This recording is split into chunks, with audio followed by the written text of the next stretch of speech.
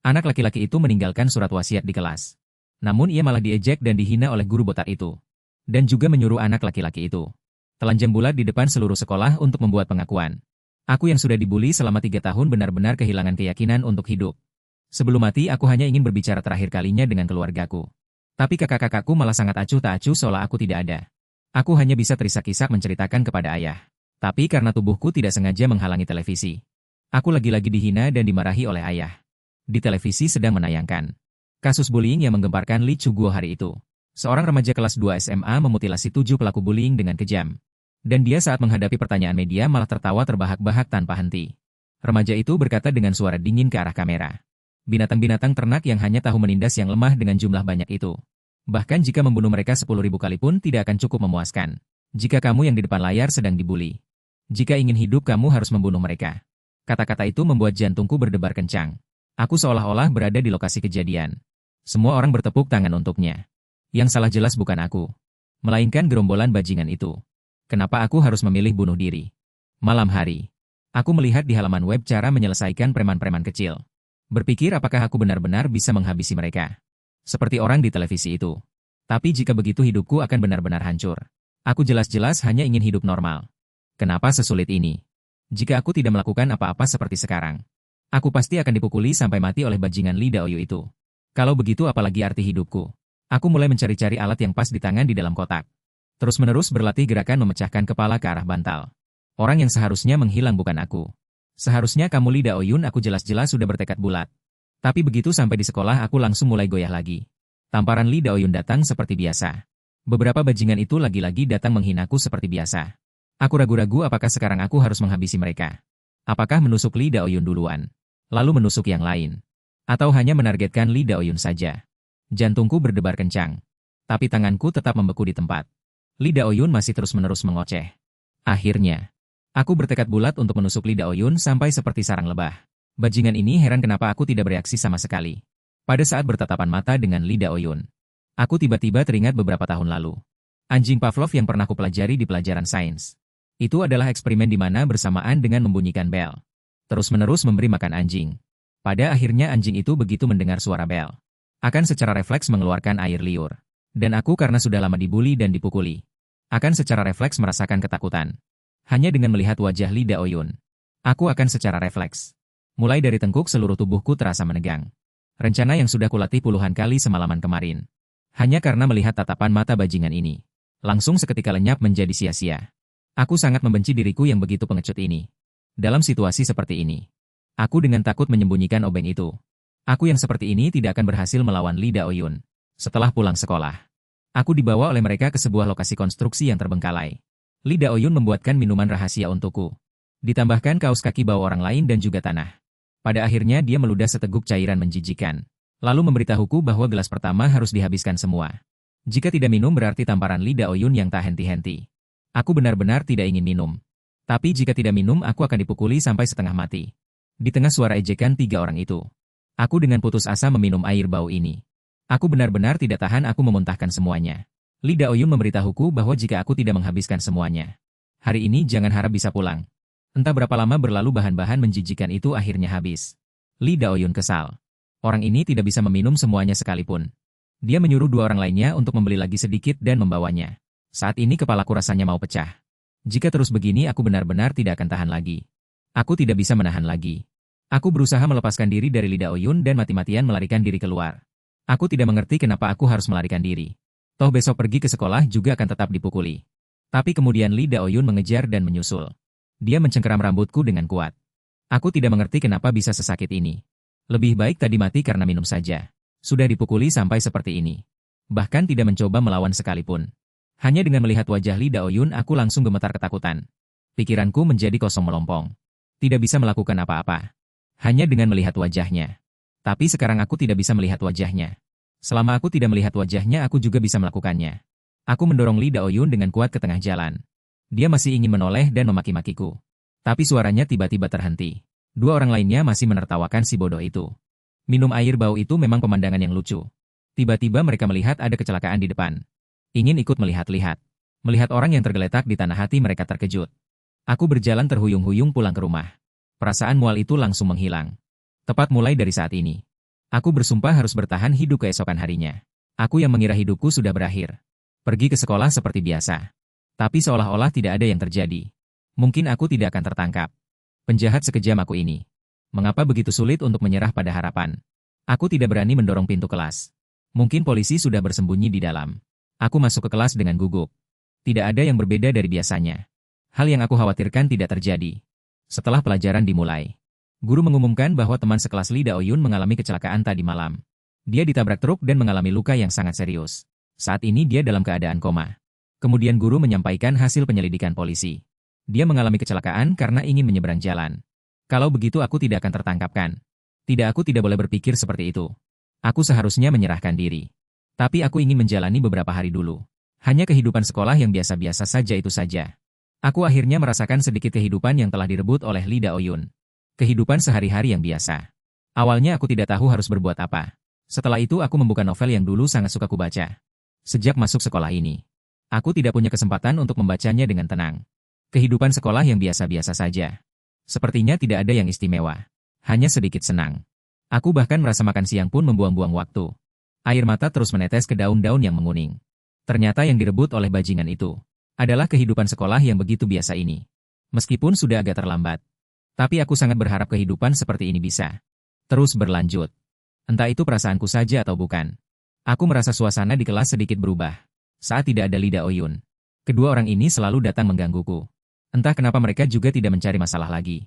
Teman-teman sekelas yang biasanya diganggu sepertiku. Sepertinya juga tidak terlalu tegang. Setelah Lee Daoyun menghilang kelas menjadi sangat tenang. Mungkin aku melakukan hal baik dan tidak ketahuan. Atau mungkin ini adalah hadiah besar seumur hidup dari Tuhan. Tapi fantasiku hancur seiring dengan kedatangan mobil polisi. Guru wali kelas menyuruh seorang teman sekelas memanggilku ke kantor. Tanganku diborgol. Polisi mengumumkan karena Anda telah melakukan kejahatan besar. Kami akan menangkap Anda. Anda berhak menyewa pengacara.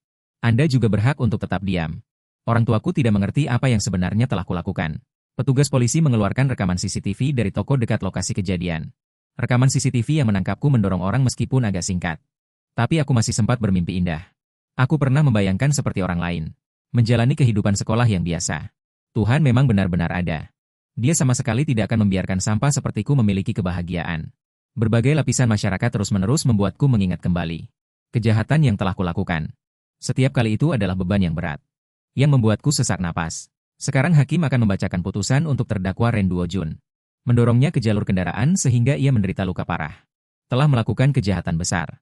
Namun dengan mempertimbangkan bahwa teman sekelas Ren Duojun terus-menerus menderita penyiksaan. Dan saat melakukan kejahatan ia sudah tidak sadarkan diri karena mabuk. Pengadilan ini menjatuhkan hukuman pengawasan selama 2 tahun kepada terdakwa oleh Lee Daoyun. Dipaksa minum air bau racikan khusus yang ditambahkan alkohol. Pengadilan juga mempertimbangkan surat wasiatku.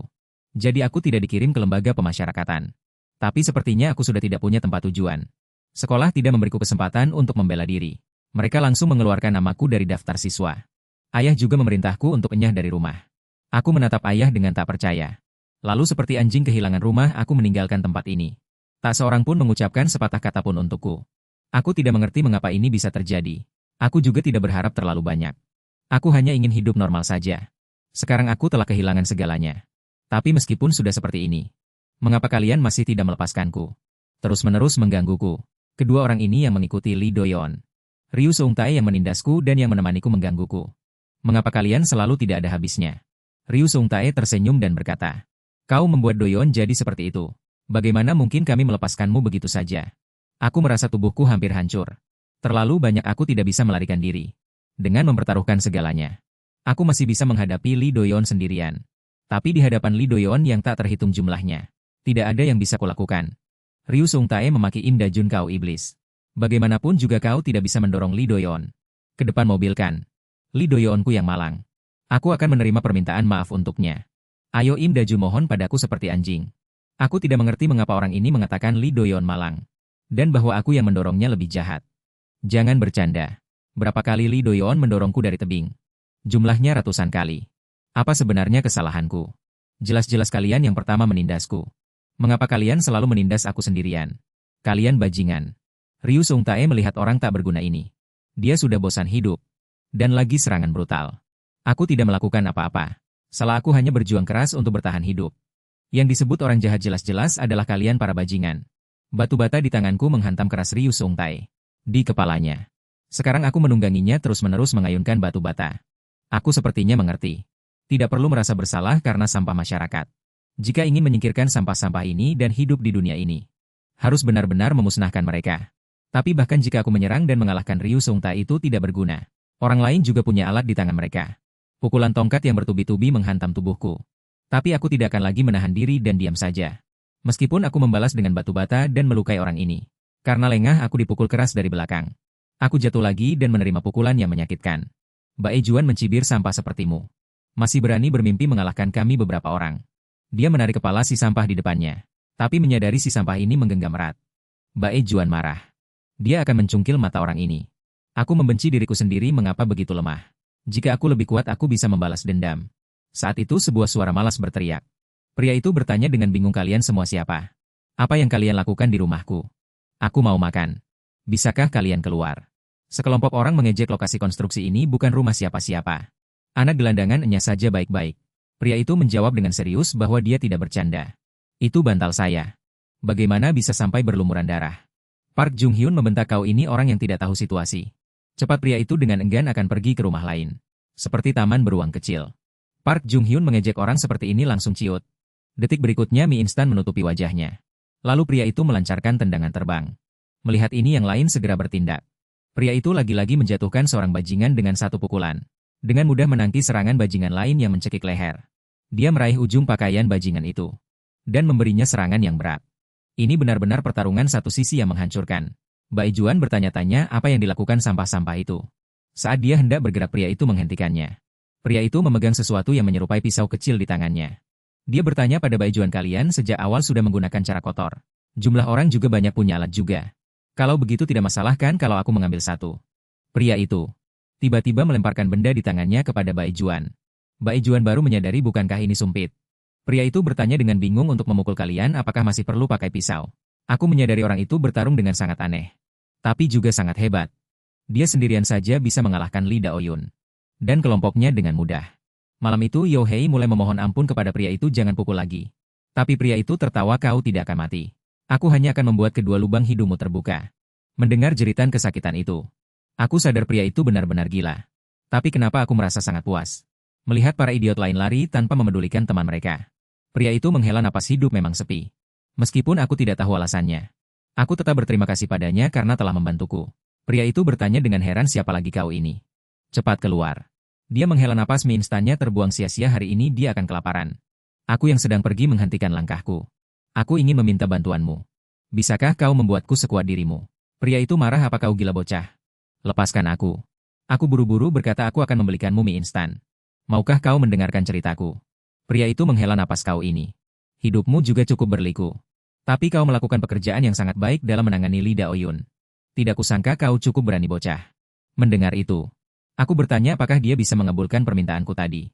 Pria itu tetap menjawab, tentu saja aku tidak akan mengajarimu berkelahi. Aku buru-buru memohon padanya. Mengatakan akan membelikannya lebih banyak mie instan. Tapi pria itu berkata terus terang, kau tidak punya pengalaman berkelahi. Kau seperti bunga di rumah kaca, terlalu lemah. Jika kau ingin belajar berkelahi denganku, kau harus bergaul denganku. Tapi kau akan mudah menjadi target lawan. Aku berkata dengan serius kepada pria itu.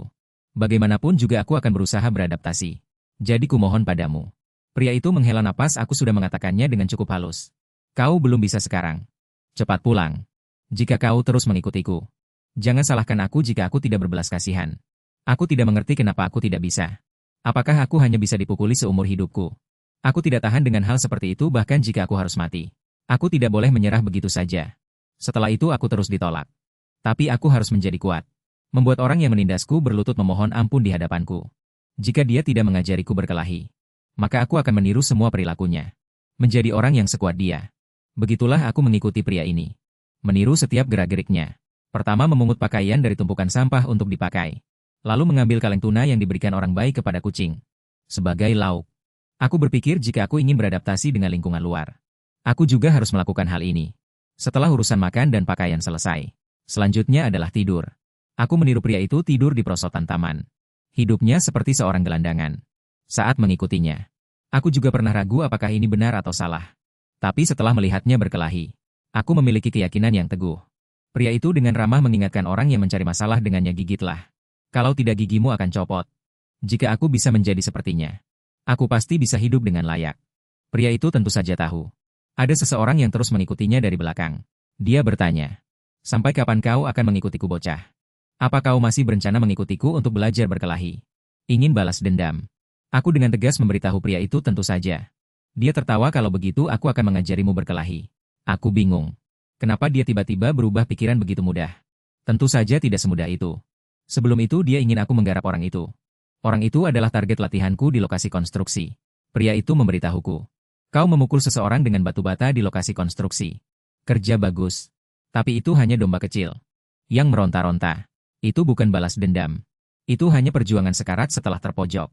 Jika kau ingin menghajar mereka dengan benar, kau harus melihat dari sudut pandang mereka dan memikirkan segalanya. Lupakan bagaimana orang itu di sekolah. Sampai sekarang kau adalah mangsa. Maka kali ini kau harus menjadi singa." Park Jeong-hyun juga sering menindasnya di sekolah. Karena di depan teman-teman perempuan, telah menurunkan celanaku dan menyiramku dengan air kotor di toilet. Dan berharap aku bisa memaafkannya. Tapi saat aku berjabat tangan dengannya untuk berdamai, dia malah memelintir tulang tanganku dengan kuat. Park Jung-hyun yang tingginya 187 meter. Dulunya adalah anggota klub bisbol, tapi dikeluarkan karena memukuli anggota lain. Kekuatan genggaman tangan kanannya mencapai 84 kilogram. Aku terus berkata pada diriku sendiri dalam hati untuk tidak takut. Lakukan saja sesuai rencana. Mempersiapkan diri. Mengandalkan kekuatannya dia selalu menindasku. Hanya untuk memamerkan kekuatannya. Hanya untuk pamer di depan teman-teman. Sampah ini tidak pantas hidup. Pukulan ini sedikit di luar dugaan pria yang mengamati. Tak disangka. Serangan ini jauh lebih mudah dari yang kubayangkan. Benar saja menyerang duluan adalah kunci utama. Tepat saat aku berpikir sudah menyelesaikannya, dia menghantamkan pemberat timbangan dengan keras ke wajahku. Park Jung-hyun terdiam. Orang yang menyerangnya ternyata adalah si bodoh Jun yang sudah dikeluarkan. Dia berkata dengan marah, "Apa aku kurang memukulmu di lokasi konstruksi? Kau tidak ingin hidup lagi ya?" Aku kembali terperangkap dalam pemukulan sepihak. Pria itu menghela napas. Pukulan pertama lumayan bagus. Tapi setelah itu tidak ada kelanjutannya. Dia curiga mungkin dia salah orang. Mungkin sejak awal tidak ada. Rasa sakit yang kurasakan sekarang 1000 kali lebih kuat dari biasanya. Park Jung-hyun heran kenapa dia memilihnya untuk balas dendam. Apa dia pikir aku mudah ditindas? Dia mencibir, "Maafkan aku. Orang-orang atlet tidak memukul sekejam itu. Aku takut mainan sepertimu akan rusak setelah beberapa pukulan hari ini. Akan kubiarkan kau si sampah ini merasakan bagaimana rasanya pukulan yang sebenarnya." Tapi kemudian aku tiba-tiba meraih sampah di sampingku dan melemparkannya ke wajah Park Jung-hyun. Tindakan ini membuat pria yang mengamati menghela napas cemas. Memanfaatkan saat Park Jung-hyun tidak melihat, aku menyerang dengan cepat. Tapi dia menatap lurus ke arahku. "Apa yang kau lakukan?" Sial, dia malah menahannya dengan tangan. Tapi aku masih punya kesempatan. Aku dengan kuat menarik ujung pakaian Park Jung-hyun. Tapi sama sekali tidak bisa kutarik. Ternyata dia menahannya lagi dengan lengannya. Park Jung-hyun merasa aneh. "Apa yang kau si sampah ini lakukan sejak tadi? Hidupmu berakhir hari ini." Aku tiba-tiba mengacungkan 2 jari ke arah Park Jung-hyun. Barulah pria itu menyadari. Orang itu ternyata sejak tadi terus menirunya. Dia berpikir ini pilihan yang bagus. Tapi tidak ada satupun gerakan tiruannya yang pantas. Park Jung-hyun mencibir si bodoh Jun. "Apa kau merasa terlalu teraniaya dan ingin membalas dendam padaku? Kalau begitu kau si rubah bodoh bahkan tidak bisa membalas dendam dengan benar." Aku menatap tajam Park Jung-hyun si brengsek itu. Dia berani bertanya apa aku teraniaya. Hidupku sudah kalian hancurkan sampai tak ada harapan. Aku sangat teraniaya, sialan. Jika bisa aku ingin menghabisi kalian semua. Sebelum pertarungan, aku bertanya pada pria itu apakah dia benar-benar berpikir aku punya kemungkinan untuk menang. Dia tahu perbedaan fisik keduanya terlalu besar. Memang tidak mudah. Tapi mungkin saja ada keajaiban yang terjadi. Kau harus tahu. Dalam perkelahian jalanan tidak peduli apapun boleh dilakukan. Bukankah mereka sudah menghancurkan hidupmu? Lalu apalagi yang perlu diragukan? Kau harus menggunakan segala cara. Pria itu melihat sampai di sini saja dan hendak pergi. Dia berpikir dalam hati. Apa kejadian di lokasi konstruksi itu hanya kebetulan? Kupikir aku menemukan bakat langka yang bagus. Tatapannya beralih kedua orang yang sedang bertarung. Tapi dia menyadari pertarungan belum berakhir. Park Jung-hyun heran, si bodoh Jun. Trik apa lagi yang kau mainkan kau ini? Apa kau pikir aku akan percaya pada pengecut sepertimu? Berani-beraninya kau mengambil pisau untuk mengancam orang. Park Jung-hyun meraih benda di tanganku dan hendak mengambilnya. Tapi sentuhan itu membuatnya menyadari ada sesuatu yang tidak beres. Aku mengejeknya, bukankah kekuatan tanganmu sangat besar? Kalau begitu tunggu apalagi, genggamlah dengan kuat. Sama seperti saat kau meremas tanganku sebelumnya. Tubuh Park Jung-hyun mulai gemetar. Dia ketakutan si bodoh Jun. Apa anak ini benar-benar mengambil pisau? Pria itu tahu. Orang biasa dalam hidup hampir tidak akan menghadapi situasi seperti ini. Tapi sebenarnya banyak orang hanya melihat pisau. Akan membuat tubuh kaku karena ketakutan. Tidak bisa bergerak. Tapi bagaimanapun juga, syaratnya itu harus pisau sungguhan. Jika Ren Duojun sendiri menyiapkan pisau palsu, saat dia memegangnya, dia akan ketahuan karena sentuhannya berbeda. Tapi dari reaksi Park Jong-hyun, pria itu yakin itu adalah pisau sungguhan. Ren Duojun lebih gila dari yang dia bayangkan.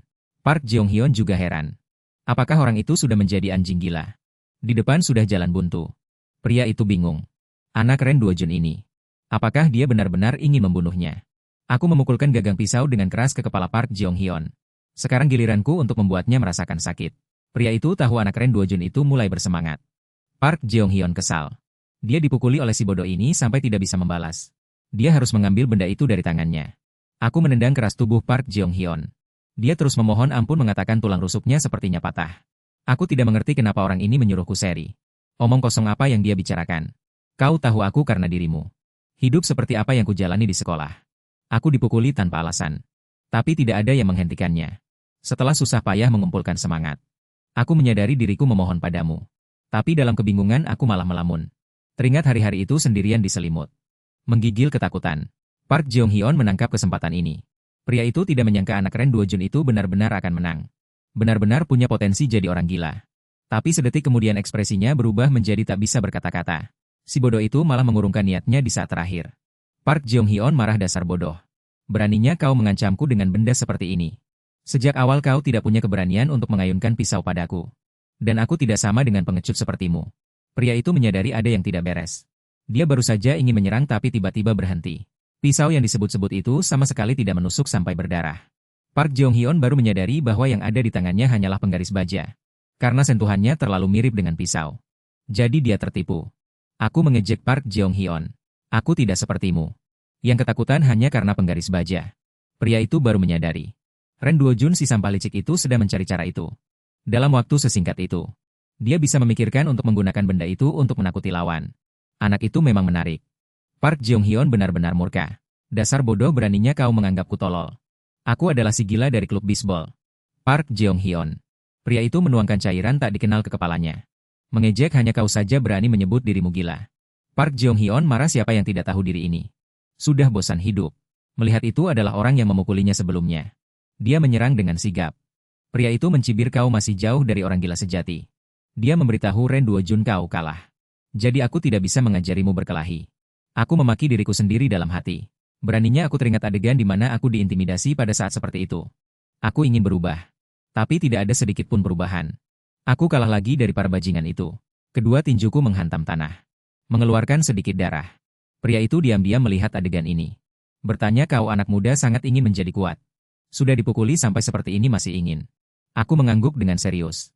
Kalau begitu aku akan memberimu satu kesempatan terakhir, kata pria itu. Tapi ini akan jauh lebih sulit dari yang ini. Kau yakin tidak masalah? Setelah itu, pria itu tidak mengatakan sepatah kata pun dan membawaku pergi. Dia memberitahuku. Orang-orang di sekolah itu hanya kenakalan anak-anak. Sebenarnya orang yang benar-benar berbahaya ada di luar sekolah. Yang tidak bisa diatur oleh sekolah. Orang-orang itu tidak akan berakhir hanya dengan keluar dari sekolah. Karena kau sudah bertekad untuk bergaul di masyarakat. Kau akan bertemu orang-orang yang lebih kejam daripada di sekolah.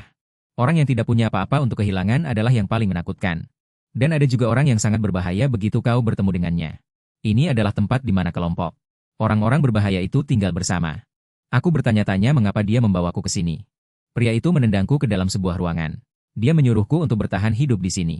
Setelah mengatakan itu, dia menutup pintu. Aku tidak mengerti apa maksudnya. Beberapa orang yang terlihat tidak mudah diajak bercanda. Menatapku dengan ekspresi tidak ramah. Aku tanpa sadar menelan ludah. Setelah mereka mendengarkan penjelasanku, mereka mengerti. Jika aku ingin belajar berkelahi, aku harus tinggal di sini. Pria berambut merah yang memimpin Chadayok bertanya dengan aneh. Siapa yang mengizinkan? Si Zhao Hangil itu benar-benar membuatku tidak bisa berkata-kata. Dia pergi begitu saja. Mereka menanyaiku beberapa pertanyaan. Aku menjawab dengan jujur bahwa aku tidak punya apa-apa. Chadayok tidak bisa berkata-kata, apa gunamu? Kenapa kau tidak bisa melakukan apa-apa? Dia tidak mengerti mengapa Zhao Hangil membawa pulang orang tidak berguna ini. Mereka juga tidak bisa begitu saja mengusir orang yang dibawa oleh anak itu. Mereka memutuskan untuk membiarkan orang ini tidur semalam dulu. Mereka memberiku tempat tinggal, sebuah ruang cuci yang sempit. Cadayop berkata tidak perlu terlalu berterima kasih padaku. Ini bukan tempat tinggal gratis untukmu. Jika kau tidak bisa melakukan apa-apa kau harus bekerja. Nantikan hari-hari berikutnya. Mulai keesokan harinya. Aku mengambil alih semua pekerjaan rumah. Meskipun sangat lelah aku tidak bisa mengeluh. Karena mereka memberiku tempat tinggal dan makanan. Orang yang kabur dari rumah tidak bisa pilih-pilih. Dan aku merasa tempat ini jauh lebih baik daripada sekolah. Beberapa hari ini aku berkeliling di sekitar sini. Aku menemukan bahwa tempat ini benar-benar menakutkan. Lebih menakutkan daripada tempat manapun yang pernah kukunjungi. Seolah-olah semua berandalan di dunia berkumpul di sini. Aku tidak sengaja bertatapan mata dengan mereka. Kumohon jangan incar aku. Aku tidak mengerti apakah aku terlihat begitu mudah diintimidasi. Bajingan ini sengaja mencari masalah denganku di depan pacarnya. Dia memanggilku bocah bau ini. Apakah kau baru saja mengintip kaki pacarku? Dia dengan marah menyuruhku bersujud meminta maaf agar dia melepaskanku. Ternyata ketika Zhao Hangil menyuruhku untuk bertahan hidup. Maksudnya adalah agar aku bertahan hidup di sarang hitam ini. Tempat para berandalan berkumpul. Bajingan ini melihatku tidak menjawab dan hendak menyerang. Jika dulu aku pasti akan menahannya. Tapi aku yang sekarang. Tidak peduli berapa kali aku berkelahi dengan orang-orang ini. Tangan bajingan itu yang terangkat berhenti. Karena Cadayop di belakangku bertanya kepada bajingan itu. Apa yang kau lakukan pada adikku? Dia tidak menyembunyikan apapun dariku apa yang kau lakukan. Setelah selesai berbelanja cepat pulang dan bereskan balkon. Jangan bicara terus-menerus dengan orang seperti itu. Orang di samping bajingan itu menasihatinya sabar saja. Bukankah kau juga tahu rumor tentang dia? Lagi pula ada Kim Taek di sampingnya. Mereka adalah anggota keluarga Zhao Hangil. Bajingan itu mengeluarkan pisau kecil dan menyuruh orang itu diam. Dia si kurang ajar setelah memukuli orang masih ingin pergi. Cadayop langsung meraih tangannya. Dan dengan sangat santai membantingnya ke tanah. Baru saat itulah aku menyadari bahwa kekuatan Cadayop dan Zhao Hangil tidak jauh berbeda. Dia menyuruh sisa-sisa berandalan itu untuk maju bersama. Apakah yang lain buru-buru melarikan diri? Cadayop tertawa mengejek sekumpulan pengecut. Aku berpikir teman-teman Zhao Hangil semuanya sangat hebat. Sore harinya bajingan itu datang lagi. Dia sangat marah dan ingin menghabisi semua orang itu. Sebuah suara rendah bertanya, benarkah? Kalau begitu apakah kau ingin aku membantu? Beberapa malam kemudian, sebuah sosok mencurigakan datang keluar jendela Cadayop. Dia memutar katup tabung gas dan memasukkan selang itu melalui celah pintu. Tidak lama kemudian aku terbangun karena ingin buang air kecil. Dengan mata mengantuk aku hendak pergi ke kamar mandi. Tiba-tiba aku mencium bau yang tidak enak. Ini sepertinya bau gas. Aku buru-buru ingin membuka pintu untuk mengalirkan udara dan dengan panik aku seperti menabrak seseorang. Orang yang menyalakan gas itu marah. Bajingan mana ini? Aku mengenalinya. Dia adalah bajingan yang mencari masalah beberapa hari yang lalu. Melihat dia melarikan diri dengan cepat, aku menyadari. Jangan-jangan dia ingin mencelakai semua orang di sini. Sebuah pikiran diam-diam mulai tumbuh. Suara langkah kaki terdengar sangat jelas di tengah malam. Cadayop, benar aku sekarang tidak bisa melakukan apa-apa. Tapi aku punya sesuatu yang sangat ingin kulakukan. Tak lama kemudian Paman C juga terbangun dari pingsannya. Dia tidak mengerti apa yang sebenarnya terjadi. Si brengsek penyebar gas itu anehnya tidak apa-apa. Bukankah semua orang tinggal di satu ruangan? Sebuah suara menjelaskan. Aku tidak tinggal di ruangan yang sama dengan mereka. Tentu saja tidak apa-apa. Yang ingin kulakukan adalah menyingkirkan semua sampah sepertimu. Kau brengsek mau lari kemana lagi? Beberapa hari sebelum insiden kejahatan yang tidak adil itu terjadi, aku dengan tulus meminta Paman C untuk mengajariku berkelahi. Karena pagi itu dengan satu gerakan, dia berhasil menaklukkan preman kecil itu. Aku juga ingin menjadi sekuat dia. Paman C terdiam. Omong kosong apa yang kukatakan ini. Melihat penampilannya, sudah jelas dia tidak punya bakat berkelahi. Paman C tanpa sengaja menginjak tali lompat di lantai. Dia melemparkannya kepadaku begitu saja. Dan mengatakan bahwa orang lemah sepertiku harus berlatih lompat tali mati-matian. Melompat 100.000 kali dalam sekali napas itu hal kecil baginya. Berapa banyak yang ingin kau lompat terserah kau saja. Paman C menjelaskan bahwa saat dia rajin berolahraga, ini semua adalah hal yang paling dasar. Setelah itu Paman C tidak melihat batang hidung anak itu lagi. Bahkan mangkuk pun tidak ada yang mencuci. Dia berpikir, anak itu tidak mungkin benar-benar melompat 100.000 kali kan. Aku hanya membual saja. Tidak akan ada orang bodoh yang percaya. Tiba-tiba, Paman C melihat sebuah tindakan yang tidak bisa dia pahami. Si bodoh itu ternyata tidak tidur. Benar-benar berniat melompat 100.000 kali. Aku terengah-engah. Memberitahu Paman C bahwa aku masih tersisa 47.000 lompatan. Aku juga ingin menjadi sekuat dirimu. Paman C menghela napas. Mengatakan bahwa melompat pun tidak ada gunanya. Cepat pergi cuci mangkuk. Aku tidak percaya usaha akan sia-sia. Tinjuku terus menghantam si brengsek penyebar gas ini. Pria itu kesal kenapa dia terus mengejar. Padahal dia sudah menghajar habis-habisan si bodoh dan dungu ini. Tapi kenapa masih begitu kejam? Dia berhasil menangkapmu kau orang kejam. Jangan kejar aku lagi. Pria itu tahu dia tidak berhasil menyingkirkan Zhao Hanjiong. Dia harus segera kabur dari sini. Kalau tidak dia akan menjadi target organisasi itu. Tapi sebenarnya ada apa ini? Kenapa si bodoh ini terus mengejar? Pria itu terlempar jatuh dari tangga. Aku pikir dia pingsan jadi aku menyeretnya kembali. Tepat saat aku memikirkan tentang organisasi yang dia sebutkan. Apa itu? Darah mengalir dari wajahku. Pria itu berkata dengan dingin, kau seharusnya tahu batas. Ternyata begini rasanya ditodong pisau. Pria itu terus mengayunkan pisau kecil di tangannya. Banyak luka mulai muncul di tubuhku. Menghadapi musuh bersenjata pisau aku sama sekali tidak mungkin menang. Tapi aku harus melakukan sesuatu. Aku meraih papan dari tumpukan sampah. Tapi itu juga tidak berguna. Dipotong putus oleh pisau. Pisau pria itu perlahan mendekat ke arah darah. Suara percikan darah terdengar. Saat itu Paman Che dan rombongannya juga terbangun. Jinze marah beraninya dia melakukan hal seperti ini. Apakah itu ulah mereka? Hi Chengbing bertanya-tanya siapa yang menyelamatkanku. Kemana Ren Duojun pergi? Mungkinkah dia? Paman Che memberitahu mereka. Ren Duojun pergi menangkap orang yang menyakiti kita. Jinze tidak tahu dari mana dia mendapatkan keberanian itu. Dia pasti akan dipukuli habis-habisan. Tapi Paman Che berpikir itu tidak akan berakhir seperti itu. Saat itu aku ingin menampar Paman Che agar sadar. Memberitahu mereka bahwa mereka semua berutang budi padaku. Aku hampir pingsan karena lelah memindahkan kalian semua. Tapi Paman Che sudah tidak sadarkan diri. Aku memberitahunya akulah yang menyelamatkan kalian. Jadi kau harus mengajariku berkelahi dengan baik. Pekerjaan rumah tangga juga harus dibagi rata. Aku juga akan bekerja paruh waktu. Paman Che sepertinya sedikit sadar. Dia menyuruhku diam. Aku bertanya. Asal aku menangkap orang yang menyakiti kalian. Kau akan setuju kan? Aku pasti akan menangkapnya. Kau harus berjanji padaku bahwa kau akan menepati janjimu. Aku mengangkat tangan Paman Che untuk membuat janji kelingking. Itu berarti dia sudah setuju denganku. Paman Che mengerti bahwa Ren Duojun tidak akan terus-menerus dipukuli. Dia memiliki aura yang kuat. Pria itu tidak percaya anak ini bisa menangkapnya dengan tangan kosong. Aku tidak peduli bukan berarti kau bisa membunuhku. Hanya itu saja. Kalau begitu sekarang giliranku. Pria itu terkejut apa yang dilakukan anak ini. Jelas terlihat seperti orang bodoh yang lemah dan tidak berguna.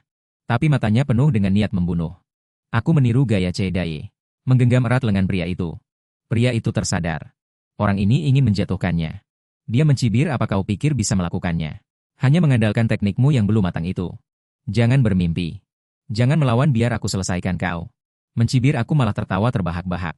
Aku memang tidak pernah berniat menjatuhkanmu. Detik berikutnya kedua kakiku terangkat dari tanah. Membawa pria itu jatuh ke bawah pagar pembatas. Ini adalah dinding yang hampir 90 derajat. Keduanya hampir melakukan gerakan jatuh bebas secara vertikal. Tak lama kemudian aku jatuh terhempas ke tanah. Meskipun pandanganku sedikit kabur. Tapi aku tetap berdiri. Aku mengambil sebuah batu. Dan hendak melemparkannya ke pria itu. Tapi dia sepertinya benar-benar pingsan. Aku berlutut tak berdaya di tanah. Akhirnya aku menang. Para preman yang dulu hanya bisa kukalahkan dalam fantasiku. Aku berpikir dalam hati. Aku tidak mungkin benar-benar punya potensi berkelahikan. Kalau begitu mulai sekarang semua sampah itu jangan harap bisa hidup. Tiba-tiba aku menyadari ada banyak darah di tanganku. Pisau itu akhirnya tetap tertancap di tubuhku. Aku heran kenapa tidak sakit. Aku kira aku bisa mulai membalas dendam sekarang. Tak disangka semuanya sia-sia di saat terakhir. Entah berapa lama berlalu aku terbangun dari pingsan. Untungnya berkat bantuan kelompok anak kabur. Aku bisa selamat pada hari aku pingsan. Dokter bilang tusukan pisaunya tidak dalam. Aku pingsan karena benturan saat jatuh. Saat aku ditemukan. Di sekitar. Tidak ditemukan jejak penjahat itu. Meskipun penjahat itu tidak tertangkap. Tapi anggota kelompok anak kabur. Berjanji untuk memenuhi perjanjian antara aku dan Che Dai. Jinze memujiku.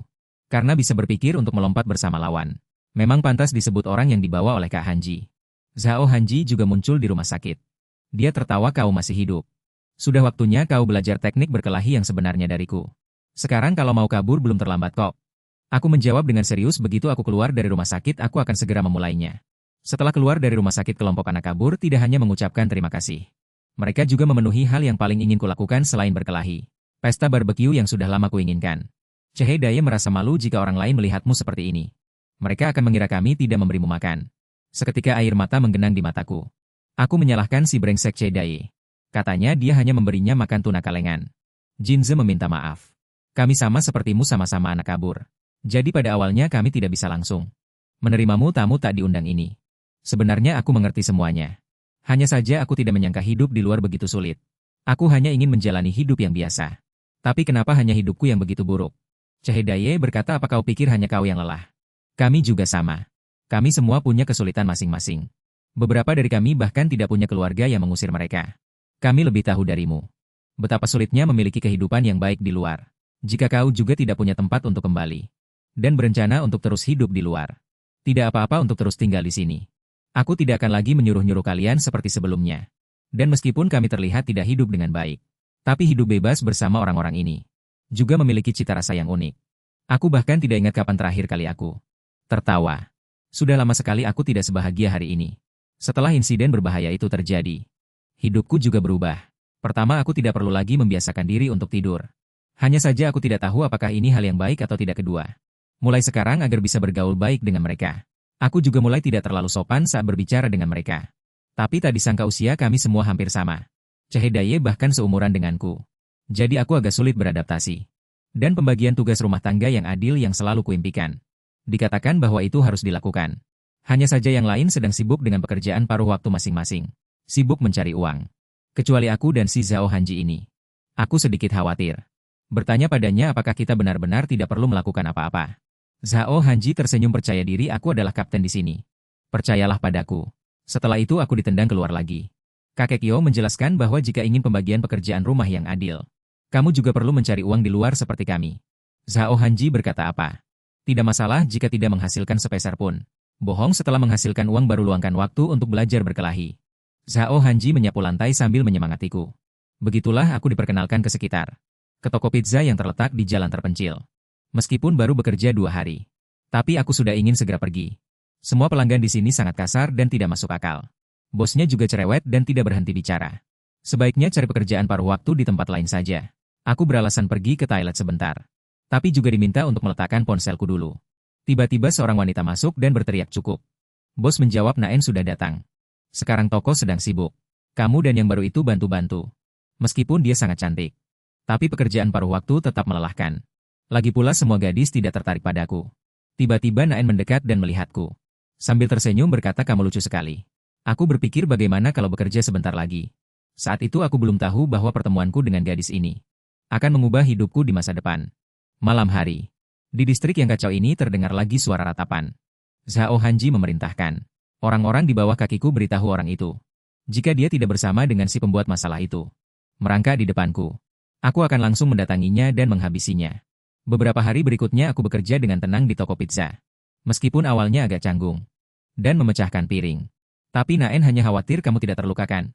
Dia bilang tidak akan memberitahu ayahnya. Aku berterima kasih pada Jinze karena telah mengenalkanku pekerjaan paruh waktu sebaik ini. Inilah yang orang-orang katakan layak. Dijadikan pekerjaan paruh waktu seumur hidup. Kalau saja tidak ada pelanggan yang kasar dan tidak masuk akal. Naen karena mencoba menghentikan pelanggan merokok. Langsung dilempar minuman ke wajahnya. Aku langsung tidak bisa menahan diri. Tapi bos menahanku. Naen juga tersenyum dan meminta maaf kepada pelanggan. Setelah itu aku bertanya kepada bos dengan bingung. Mengapa Naen diintimidasi? Tapi tidak mengatakan sepatah kata pun. Bos bertanya balik. Apakah kamu ingin tokoku tutup begitu saja? Naen menyadari bahwa aku belum lama di distrik ini. Di sini ada yang berbahaya. Orang biasa tidak bisa membedakan siapa saja yang termasuk organisasi itu. Oleh karena itu jika bertemu pelanggan seperti itu harus berhati-hati. Bos juga tidak ingin melihat wanitanya diintimidasi orang lain. Tapi dia sudah menyaksikan banyak toko menghilang tanpa jejak karena mereka ingin di distrik seperti ini. Gubo hanya bisa memilih untuk menahan diri. Aku menyadari bahwa meskipun Naen seusiaku, dia jauh lebih dewasa dariku. Kehidupan di sini lebih singkat dari yang kubayangkan. Saat aku mulai terbiasa dengan pekerjaan paruh waktu, pelajaran pertamaku dimulai. Zhao Hanji mengajar. Saat pertama kali memukul orang harus mengatasi rasa takut terlebih dahulu. Namun dia tidak terlalu khawatir tentang hal itu. Dia mengingatkanku untuk tidak sombong hanya karena satu kemenangan. Apakah setiap kali berkelahi harus ikut-ikutan terjun bebas bersama orang lain? Jangan khawatir aku akan mengubahmu. Ngomong-ngomong, Zhao Hanji bertanya dengan bingung keluargamu tidak akan mencarimu. Aku menjawab dengan tegas meskipun mereka menemukanku aku tidak akan pergi. Setelah itu Zhao Hanji menyuruhku melakukan latihan ekstrim. Lari lompat tali, push-up squat, sit-up, dan juga semacam langkah aneh. Aku tidak bisa tidak curiga apakah ini benar-benar mengajariku dengan serius. Selama ini aku belum pernah melayangkan satu pukulan pun. Aku bertanya pada Kak Hanji. Apakah ada cara untuk berkelahi di jalanan? Yang 100 pasti menang. Zhao Hanji terdiam bukankah aku sudah mendemonstrasikannya. Manfaatkan lingkungan sekitar untuk menghalangi gerakan lawan. Menutupi pandangan lawan. Mencari alat yang pas di sekitar. Tapi Zhao Hanji tahu. Kemampuan menilai seperti ini tidak bisa dilatih. Apapun yang diperintahkan atasan lakukan dengan serius. Aku bilang aku tidak mau belajar hal-hal itu. Aku ingin belajar cara menggunakan tinju. Aku juga ingin seperti mereka. Zhao Hanjie tidak senang. Kau bocah hanya tahu gaya-gayaan saja. Aku menggunakan langkah kaki yang dia ajarkan padaku. Menghindari buku yang dia lemparkan ke wajahku. Keduanya sedikit terkejut. Selanjutnya Zhao Hanjie mengayunkan beberapa pukulan lagi ke arahku. Semuanya berhasil kuhindari. Entah kenapa dia setuju lagi untuk mengajariku cara menggunakan tinju. Dan bahkan mendemonstrasikannya sendiri. Keringat dingin mengucur dariku, tolong tunggu sebentar. Beberapa hari kemudian, di dalam sebuah gudang seseorang sedang dipukuli habis-habisan. Beberapa anak buah memberitahu Cheon Gi-hung. Akhir-akhir ini Zhao Hanjie mencari orang-orang dari organisasi kita. Cheon Gi-hung tidak percaya, lalu kenapa? Apa aku harus memberitahu bos tentang apa yang kulakukan di belakang mereka? Biarkan aku dipukuli sampai mati. Dia menyalahkan semuanya pada bocah bodoh menjijikan ini. Sudah menerima uang tapi pekerjaannya berantakan. Dan dia bahkan berani mencoba kabur. Dia hanya memberi anak buahnya yang lain waktu 30 menit. Untuk membawa geng Zhao Hanjie ke sini. Keringat dingin mengucur dari anak buah itu, tahu bahwa itu tidak mungkin. Cheon Gi-hung bertanya dengan suara dingin, apa kalian tidak ingin mati? Ketiganya langsung lari terbirit-birit. Mereka tiba di tempat tinggal Zhao Hanjie. Tapi ternyata tidak ada orang di rumah. Si rambut pirang mengusulkan lagi pula, kita akan mati. Bagaimana kalau kita berempat bersama-sama mengalahkan Cheon Gi-hung? Si rambut pesawat mencaci maki dia bodoh. Apa kau tidak tahu Cheon Gi-hung lebih ganas daripada Zhao Hanjie? Si rambut pesawat menelepon orang yang sedang mencari orang di jalan. Dia teringat bahwa Zhao Hanjie dan gengnya mungkin pergi ke toko pizza. Saat itu aku terkejut melihat jendela yang pecah. Seorang pria kekar membuat toko pizza itu berantakan. Pria itu bertanya kepada pemilik toko, bukankah kau sangat akrab dengan Jin Taek? Apa kau tidak tahu dia pergi kemana? Dia lalu menoleh ke arahku dan membentak, lihat apa? Cepat pergi. Aku menatap si gendut sialan ini dengan kesal. Aku melihat orang yang tergeletak di tanah. Dia memberi isyarat dengan bibirnya agar aku cepat kabur. Aku baik-baik saja. Lalu dengan hormat meminta maaf kepada si gendut. Mengatakan kami benar-benar tidak tahu. Aku ragu. Naun menahan diri begitu keras demi menjaga toko. Bisakah aku seenaknya saja bertindak? Setiap orang punya cara hidupnya masing-masing. Aku juga ingin bertindak seperti orang dewasa seperti Naun. Ya, aku tahu itu bukan sekarang. Si gendut bertanya dengan aneh, siapa kau ini? Aku pelanggan tetap di sini. Kim Taeyang, tinggi 181 cm. Berat 110 kg. Fisik kekar yang ia bangun terdiri dari kumpulan otot. Yang mengejutkan adalah, dia tidak pernah menerima pelatihan olahraga. Dia sepenuhnya memanfaatkan bakatnya. Bertindak semena-mena dan sewenang-wenang. Tapi itu hanya terbatas di dalam sekolah. Satu-satunya musuh alaminya hanyalah Cheon Gi-hung yang ditemuinya di luar sekolah. Kim Taeyang yang selalu berpikir begitu, kini merasa sangat tidak bisa berkata-kata. Karena selama bertahun-tahun ini, dia baru pertama kali menghadapi situasi yang begitu konyol. Seekor ikan teri berani menantangnya. Dia merasa bahwa orang itu seperti anak anjing kecil yang tidak takut dan menggonggong padanya. Kim Taeyang mencibir, melawan aku kau akan mati. Aku menjawab, jangan meludah sembarangan di toko dasar kepala babi. Kim Taeyang kesal, seekor anak anjing tidak mengerti bahasa manusia. Kalau begitu aku akan memukulmu sampai gigimu berserakan di mana-mana. Aku mulai mengingat hal-hal yang kupelajari beberapa hari ini. Langkah pertama dalam perkelahian jalanan adalah memanfaatkan lingkungan sekitar untuk menghalangi gerakannya. Dan juga metode-metode yang Kak Hanjie beritahukan padaku. Menghadapi tinju Zhao Hanjie, tubuhku kaku dan tidak bisa bergerak.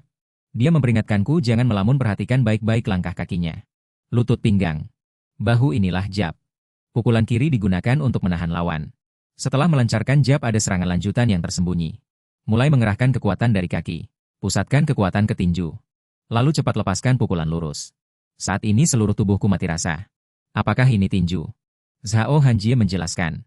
Meskipun tidak bisa langsung diterapkan dalam pertarungan sungguhan, tapi aku akan terus mengoreksi posturmu. Dia terkejut karena berhasil memukulmu. Sadarlah sedikit. Beberapa hari ini saat dipukuli aku belajar pukulan jab. Kim Taeyang terpukul tanpa persiapan. Lalu mulai dari kaki kumpulkan kekuatan ke tinju. Kemudian dengan cepat melayangkan pukulan lurus. Naun melihat adegan ini dengan tidak percaya. Ini sama sekali berbeda dengan Im Do-jun yang biasanya. Sebelumnya Cha Dayop sudah merasa aneh. Kenapa Jo Han-jil mengajari Im Do-jun hal-hal seperti itu? Dengan hal-hal itu dia bisa mengalahkan siapa? Bagaimanapun juga, pertarungan pemula selalu mengandalkan fisik. Terutama orang yang tahan pukulan. Kim Taeyang menerima beberapa pukulan tapi masih baik-baik saja. Aku bingung. Kenapa pukulanku sama sekali tidak mempan padanya? Melihat gerakannya dia tidak seperti orang yang pernah belajar berkelahi. Tapi aku hanya menghindari serangannya. Sudah merasa sangat takut. Kalau tertangkap habislah aku. Kalau begitu, sebelum aku tumbang, aku hanya bisa menghindar sambil terus melayangkan pukulan. Sialan. Aku jelas-jelas sudah memukulnya berkali-kali. Tapi kenapa dia sama sekali tidak terlihat kesakitan? Dan aku terpojok tidak ada tempat untuk bersembunyi. Tetap saja tertangkap. Aku langsung merasakan betapa kuatnya pukulannya. Apa aku memang ditakdirkan tidak bisa mengalahkannya? Seluruh tubuhku diangkat olehnya. Rasa sesak napas yang kuat membuatku lemas tak berdaya. Naun saat itu berlari mendekat ingin menarik Kim Taeyang menjauh. Tapi malah dihempaskan begitu saja. Apa aku benar-benar tidak bisa lepas dari takdir si bodoh ini? Saat itu Jo Hanjil bertanya pada Cha Dayop dan anggota lainnya. Apa kalian tidak merasa Im Do Jun cukup bagus? Dia memiliki semacam aura bagaimanapun juga. Cha Dayop menyuruh Jo Hanjil untuk tidak memberinya. Harapan kosong. Tidak semua orang sepertimu. Terlahir untuk berkelahi. Tapi Jo Hanjil berpikir anak itu cukup cerdas. Langkah kedua pertarungan jalanan menghalangi pandangan. Akhirnya aku terbebas. Segera setelah itu aku melayangkan pukulan dengan cepat. Kim Taeyang mencemooh pukulan seperti ini untuk memukulku. Tidak sampai 100 kali pun. Kalau begitu, langkah ketiga pertarungan jalanan temukan alat yang pas. Lalu melayangkan pukulan lurus. Kim Taeyang akhirnya menyadari. Anak ini benar-benar gila. Aku terus bergumam mengulang pukulan lurus dan pukulan jab. Naan memanggil Do Jun dengan cemas. Tanganmu berdarah. Mengatakan luka kecil ini bukan apa-apa. Perutku pernah ditusuk. Dengan luka sekecil ini kau pikir aku akan takut. Pukulan lurus kali ini mengenai target dengan kekuatan yang belum pernah ada sebelumnya. Naan menahan Do Jun yang masih secara tidak sadar melayangkan pukulan. Kim Taeyang sudah tumbang. Bos itu tidak percaya. Dia mengalahkan si tubuh besar itu. Memperingatkan Kim Taeyang. Mulai sekarang jika kau muncul di sekitar sini jangan harap bisa hidup. Aku akan membersihkan kalian semua. Kali ini tidak seperti sebelumnya yang mengandalkan keberuntungan. Aku akhirnya mengalahkannya dengan tanganku sendiri. Rasa lelah yang luar biasa menyerang. Mataku hampir tidak bisa terbuka. Tapi dua orang lainnya merasa bingung. Melihat pemandangan di dalam toko. Si rambut pesawat merasa tidak mungkin itu. Dilakukan oleh si ikan teri kecil dan wanita itu. Memuji bos juga cukup hebat ya. Aku dengan bangga berdiri. Memberitahu mereka bahwa akulah yang menjatuhkan si kepala babi itu. Menghentikan Naun yang hendak mengatakan kata-kata penolakan. Bergumam tentang teknik yang diajarkan Jo Hanjil padaku. Aku ingin mencobanya. Selama aku bisa menyingkirkan sampah-sampah itu. Aku tidak peduli berapa kali aku harus berkelahi. Kalian berdua maju bersama. Si rambut pesawat kesal apa yang dikatakan si gila itu.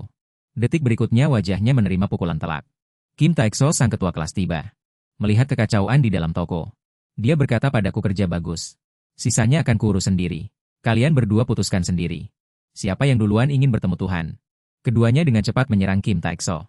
Kim Taekso menjatuhkan si rambut pesawat dengan satu pukulan. Lalu menendang si rambut kuning hingga tumbang dengan kaki kanannya. Aku baru menyadari. Kim Taekso juga gila hebat. Jinze bertanya kepada si rambut pesawat siapa yang menyuruhnya. Kalian juga yang melepaskan gas kan? Melihat kepalan tangan besar itu semakin mendekat. Si rambut pesawat buru-buru menyebut nama Cheon Giwong. Semuanya Cheon Giwong yang menyuruhnya. Dan tidak ada hubungannya sama sekali dengan insiden gas. Jadi kumohon jangan pukul aku lagi. Jinze berkata dingin ternyata Hae Guang yang melakukannya. Aku bertanya Hae Guang itu apa? Apakah itu organisasi yang disebutkan orang itu sebelumnya? Jinze melihatku karena kau sudah tinggal di sini beberapa waktu. Kau pasti tahu betapa buruknya keamanan di sini. Insiden kejahatan terjadi terus-menerus. Polisi sudah lama menyerah pada area ini. Dunia bawah tanah. Organisasi-organisasi juga mulai berbuat onar di sini karenanya. Aku bertanya-tanya jadi orang-orang ini juga dari dunia bawah tanah. Jinze menyangkalnya. Karena para gangster itu sudah dibereskan oleh organisasi pemuda kabur dari rumah. Di area ini, semua orang memanggil mereka Hae Guang. Hae Guang. Meneruskan pola mereka sebelumnya saat mengusir para gangster. Mereka menguasai area ini dengan cara itu. Dan di dalam kelompok Hae Guang, orang yang paling terkenal buruk adalah Cheon Giwong. Alasan keluarga kami menjadi target. Mungkin karena kami pernah menghalangi mereka mengambil alih pengelolaan area sekitar sini. Jinze tidak menyangka mereka akan menemukan tempat ini. Pemilik toko ragu-ragu memberitahu Jinze. Sebenarnya kami juga harus membayar uang perlindungan kepada Cheon Giwong. Jinze bertanya, Pak kenapa Anda tidak pernah memberitahu saya? Pemilik toko tidak sanggup mengatakannya. Orang-orang itu sama sekali tidak punya batasan. Sebelumnya toko Pak Jin di dekat sini dibakar. Dan pelakunya adalah orang-orang Hae Guang itu. Jadi pemilik toko tidak ingin kelompok kabur dari rumah. Terlibat lagi dengan para orang gila itu. Jinze menggertakkan gigi karena marah aku mengerti. Dimanapun sama saja. Baik di dalam maupun di luar sekolah. Terlalu banyak orang jahat. Di dunia ini sampah masyarakat ada di mana-mana. Jika tidak bisa menghindari yang seperti itu. Jinze memberitahu Cha Dayop tentang situasi toko pizza. Kita semua perlu memikirkan cara untuk menghadapi mereka. Lagi pula semua orang tahu betapa berbahayanya Cheon Giwong. Jinze mengingatkan Cha Dayop untuk sangat berhati-hati. Tapi Cha Dayop tidak menjawab. Dia mengumpat lalu menutup telepon. Orang-orang Hae Guang sedang di sebuah toko kecil.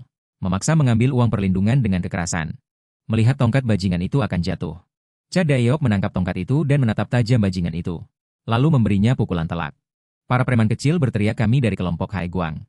Dasar bajingan berani-beraninya kau melawan kami. Sesosok bayangan melesat menyerang. Dia tersenyum dingin aku Cha Daeok. Sekelompok antek tak berguna. Cha Daeok bertanya khawatir nenek baik-baik saja. Tiba-tiba bagian belakang kepalanya dipukul keras. Cheon Giwong menatap Cha Daeok dengan jijik. Dengan marah memanggilnya kaki kiri Jo Hangil. Cha Daeok menatapnya dan mengumpat. Malam itu aku bertanya sekarang kita mau bagaimana? Kita harus kabur. Kenapa kita harus karena toko? Pizza itu membuat Hai Guang marah. Orang yang kabur dari rumah masih mau membantu orang lain. Jinze meminta maaf-maaf sudah melibatkan kalian. Tapi toko pizza itu benar-benar enak. Hong Gaiyong bertanya aneh apa yang kau bicarakan dengan orang gila itu. Hap Seongbin di samping mengangguk setuju dengan pendapat Jinze. Hong Gaiyong kesal. Kalian seharusnya menyadari keseriusan masalah ini. Apa kita hanya dengan beberapa orang saja bisa menghabisi mereka semua begitu? Aku di samping merasa mereka berdiskusi dengan sangat serius. Bagaimana masa depan kelompok kabur dari rumah ini? Tiba-tiba ponsel keempat orang itu menerima pesan secara bersamaan. Cha Daeok mengirimkan sebuah gambar. Isinya adalah dirinya yang sekarat. Dan menandai lokasinya. Hong Gaiyong mengumpat marah dasar bajingan-bajingan anjing.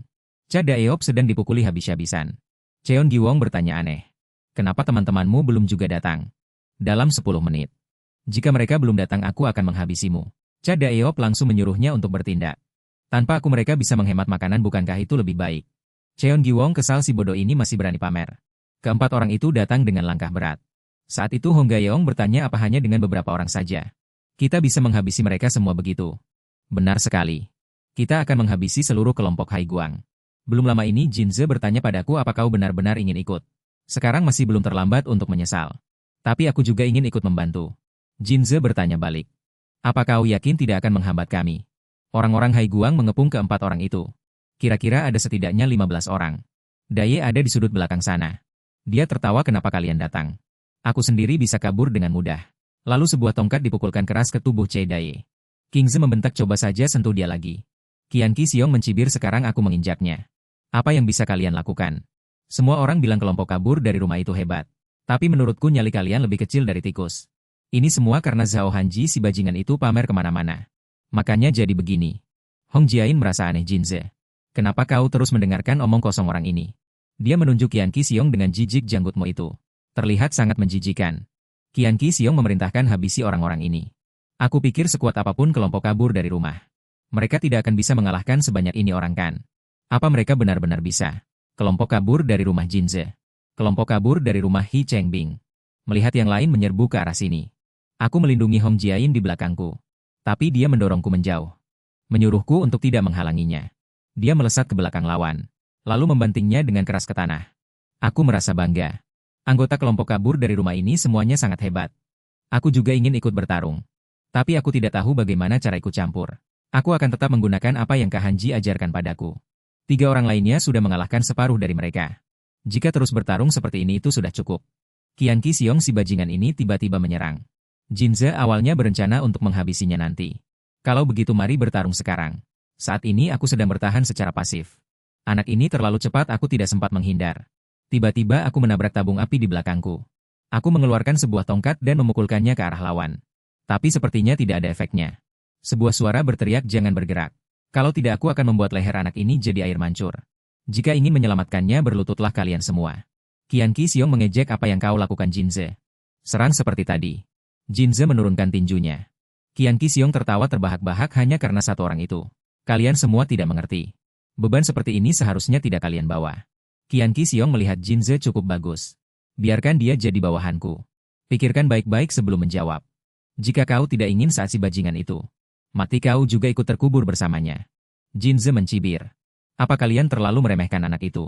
Dia memanfaatkan kesempatan itu dan dengan cepat melayangkan pukulan ke Qian Qi Xiong. Tapi Jinze menyuruhku untuk tidak bersikap kekanak-kanakan. Aku memberitahunya jika aku merepotkan kalian.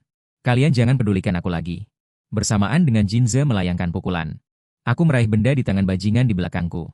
Jika kau ingin menyandera seseorang, kau salah memilih orang. Aku bahkan sudah menulis surat wasiat. Itu bukan lelucon bajingan.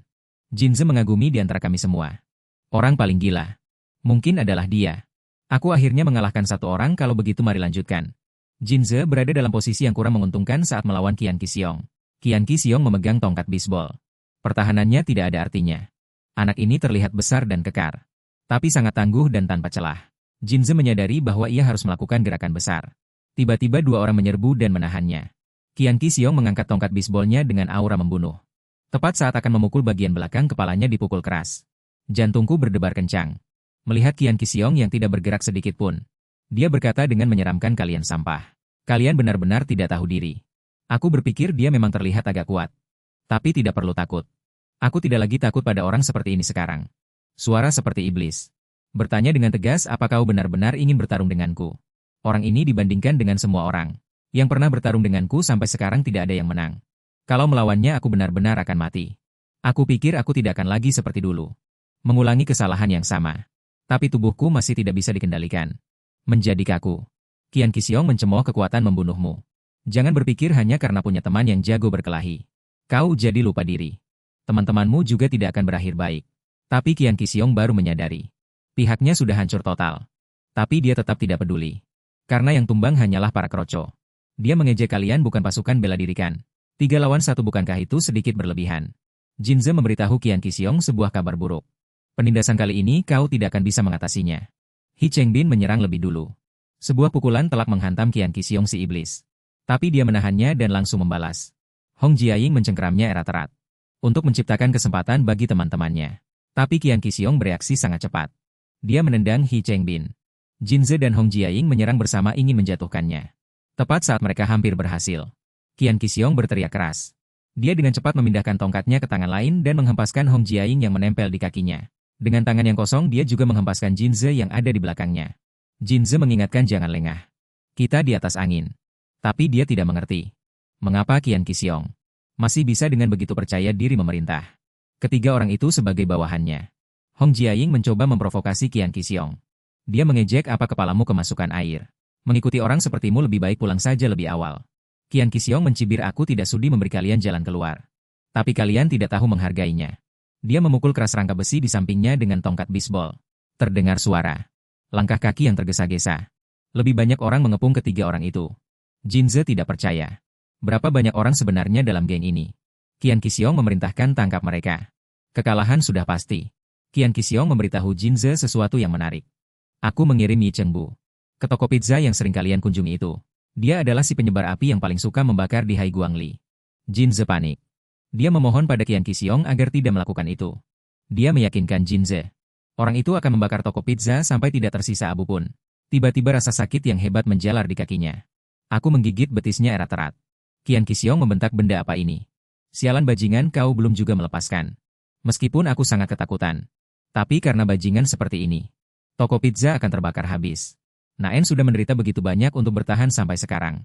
Kau bajingan, jangan sentuh toko pizza itu. Qian Qixiong tidak mengerti. Kenapa anak ini setelah menerima begitu banyak pukulan masih tidak melepaskan? Kalau begitu matilah kau. Benar-benar pembunuh yang dendam. Dia menelepon Yi Chengbu. Tapi yang menjawab bukan suara Yi Chengbu. Suara di telepon bertanya padaku. Tubuh Yi Chengbu yang berlumuran darah tergeletak di tanah. Zhao Hanji bergumam.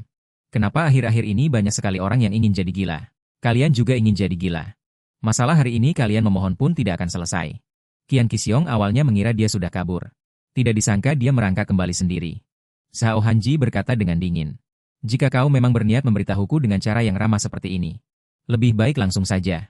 Kakiku pegal mencari kalian. Sudah lama aku tidak melihat Jinze dipukuli separah ini. Aku tidak tertarik dengan perbuatan kotor yang kalian lakukan.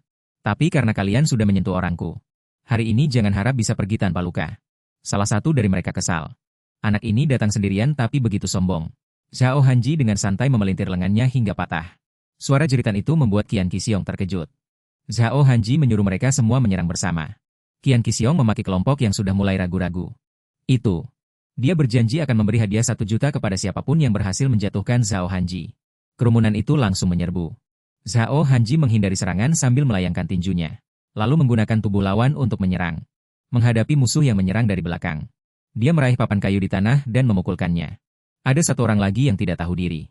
Setelah Zhao Hanji menguncinya, dia menggunakan papan kayu setengah patah di tangannya untuk menyerangnya. Baru saat itulah aku tahu bahwa insiden di lokasi konstruksi waktu itu bagi Zhao Hanji hanyalah pertengkaran kecil. Apakah ini kekuatan aslinya? Qian Qixiong membentak Zhao Hanji agar berhenti. Jika kau tidak ingin anak ini menjadi cacat, maka hentikanlah. Tapi gerakan Zhao Hanji tidak menunjukkan tanda-tanda melambat sedikit pun. Dia membuat Qian Qixing langsung bertindak. Jin Zeking tertawa. Kak Hanji sama sekali tidak akan terpengaruh oleh paksaan orang lain.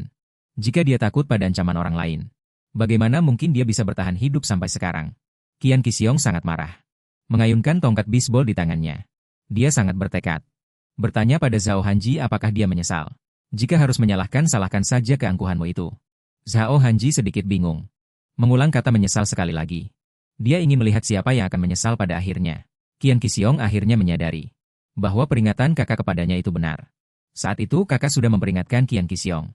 Zhao Hanji. Orang itu memiliki kekuatan yang setara dengan kakak Hai Guang. Jadi saat memungut uang perlindungan sebisa mungkin hindari mereka. Tidak ada gunanya mengganggu mereka. Tapi beraninya dia menghalangi Qian Qixing memungut uang di wilayahnya. Itu tidak bisa diterima. Dia tahu selama dia mengalahkan orang ini, tidak akan ada yang bisa menghalanginya. Tapi Qian Qixing perlahan menyadari bahwa orang ini sama sekali tidak menganggapnya serius. Dia membentak kau bajingan. Tapi tongkat bisbolnya malah menghantam kepala anak buahnya sendiri. Qian Qixing terkejut anak ini ternyata sambil menghadapinya. Sambil menjatuhkan semua anak buahnya. Zhao Hanji berkata dingin. Aku suka menyimpan makanan enak untuk dimakan terakhir. Sambil menghindari serangan Qian Qixing, dia memukul wajahnya dengan satu pukulan. Selanjutnya adalah serangan bertubi-tubi seperti badai. Zhao Hanji memuji kau si kepala babi ini ternyata cukup kekar. Tidak heran anak buahku merasa kesulitan.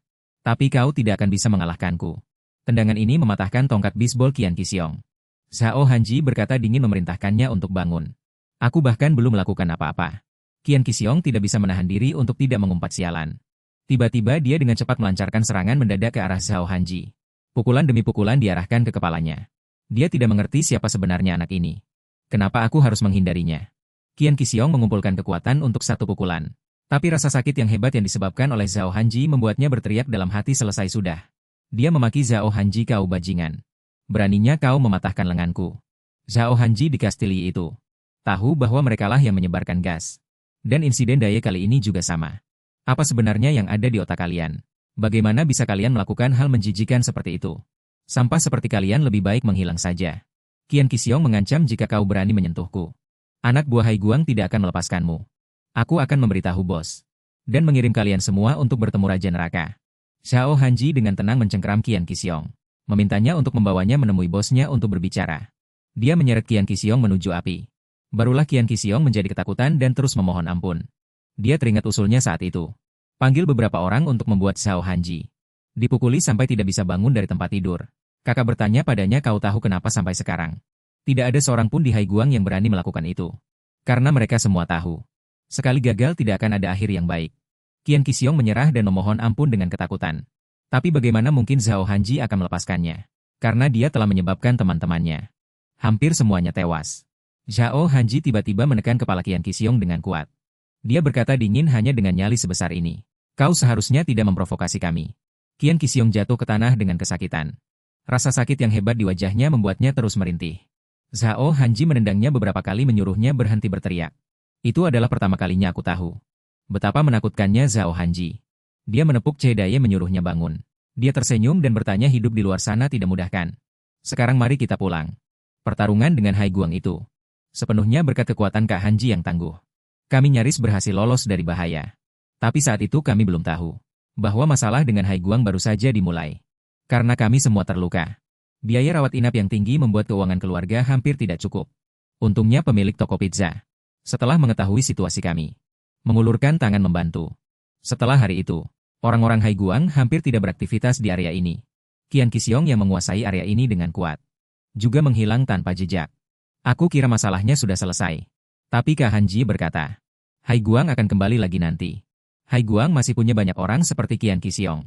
Selama ada orang seperti Hongmu yang menyediakan dana. Segera, kita akan melihat sekelompok pemuda yang kabur dari rumah. Saat itu kami yang mengalahkan Qian Qixing akan menjadi target pertama mereka yang jelas. Sekarang kami harus memutuskan apakah akan pergi dari sini atau bersiap untuk bertarung. Daye mengerti bahwa Hanji yang membawa semua orang ke sini seharusnya paling tidak terbebani. Kami tidak punya tempat tujuan. Satu-satunya tempat berlindung kami hanya di sini.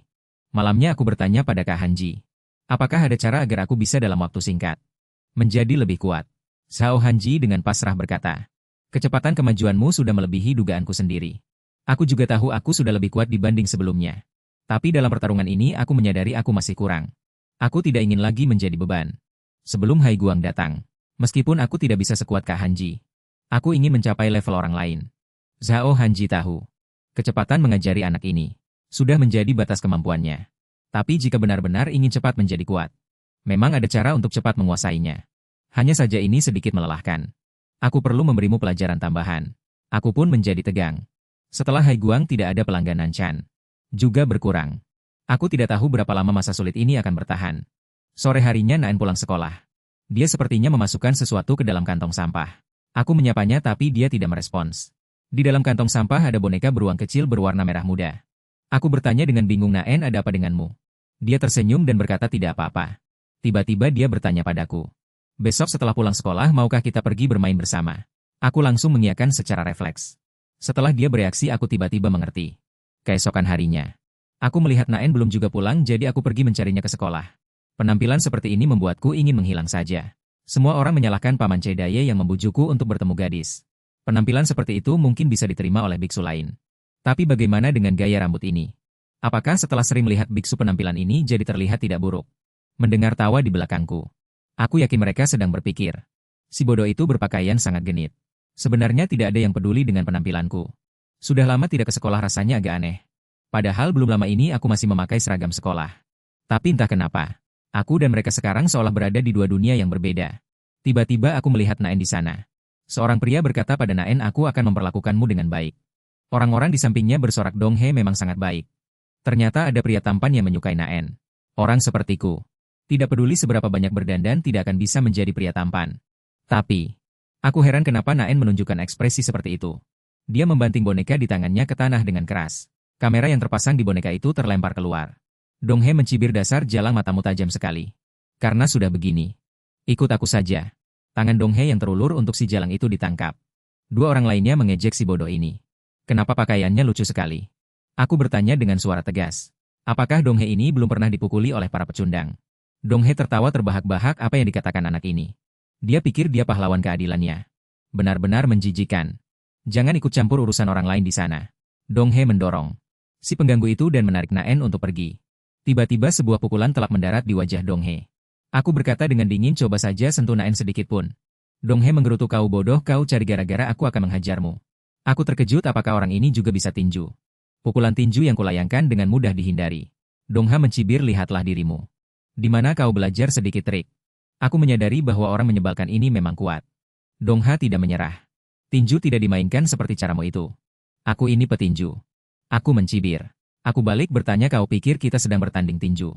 Jika kau banyak bicara lagi akan kubuka kepalamu. Dongha marah. Sialan, kau ini jagoan di depan para gadis ya. Dia menggunakan langkah kaki yang meningkatkan daya ledak.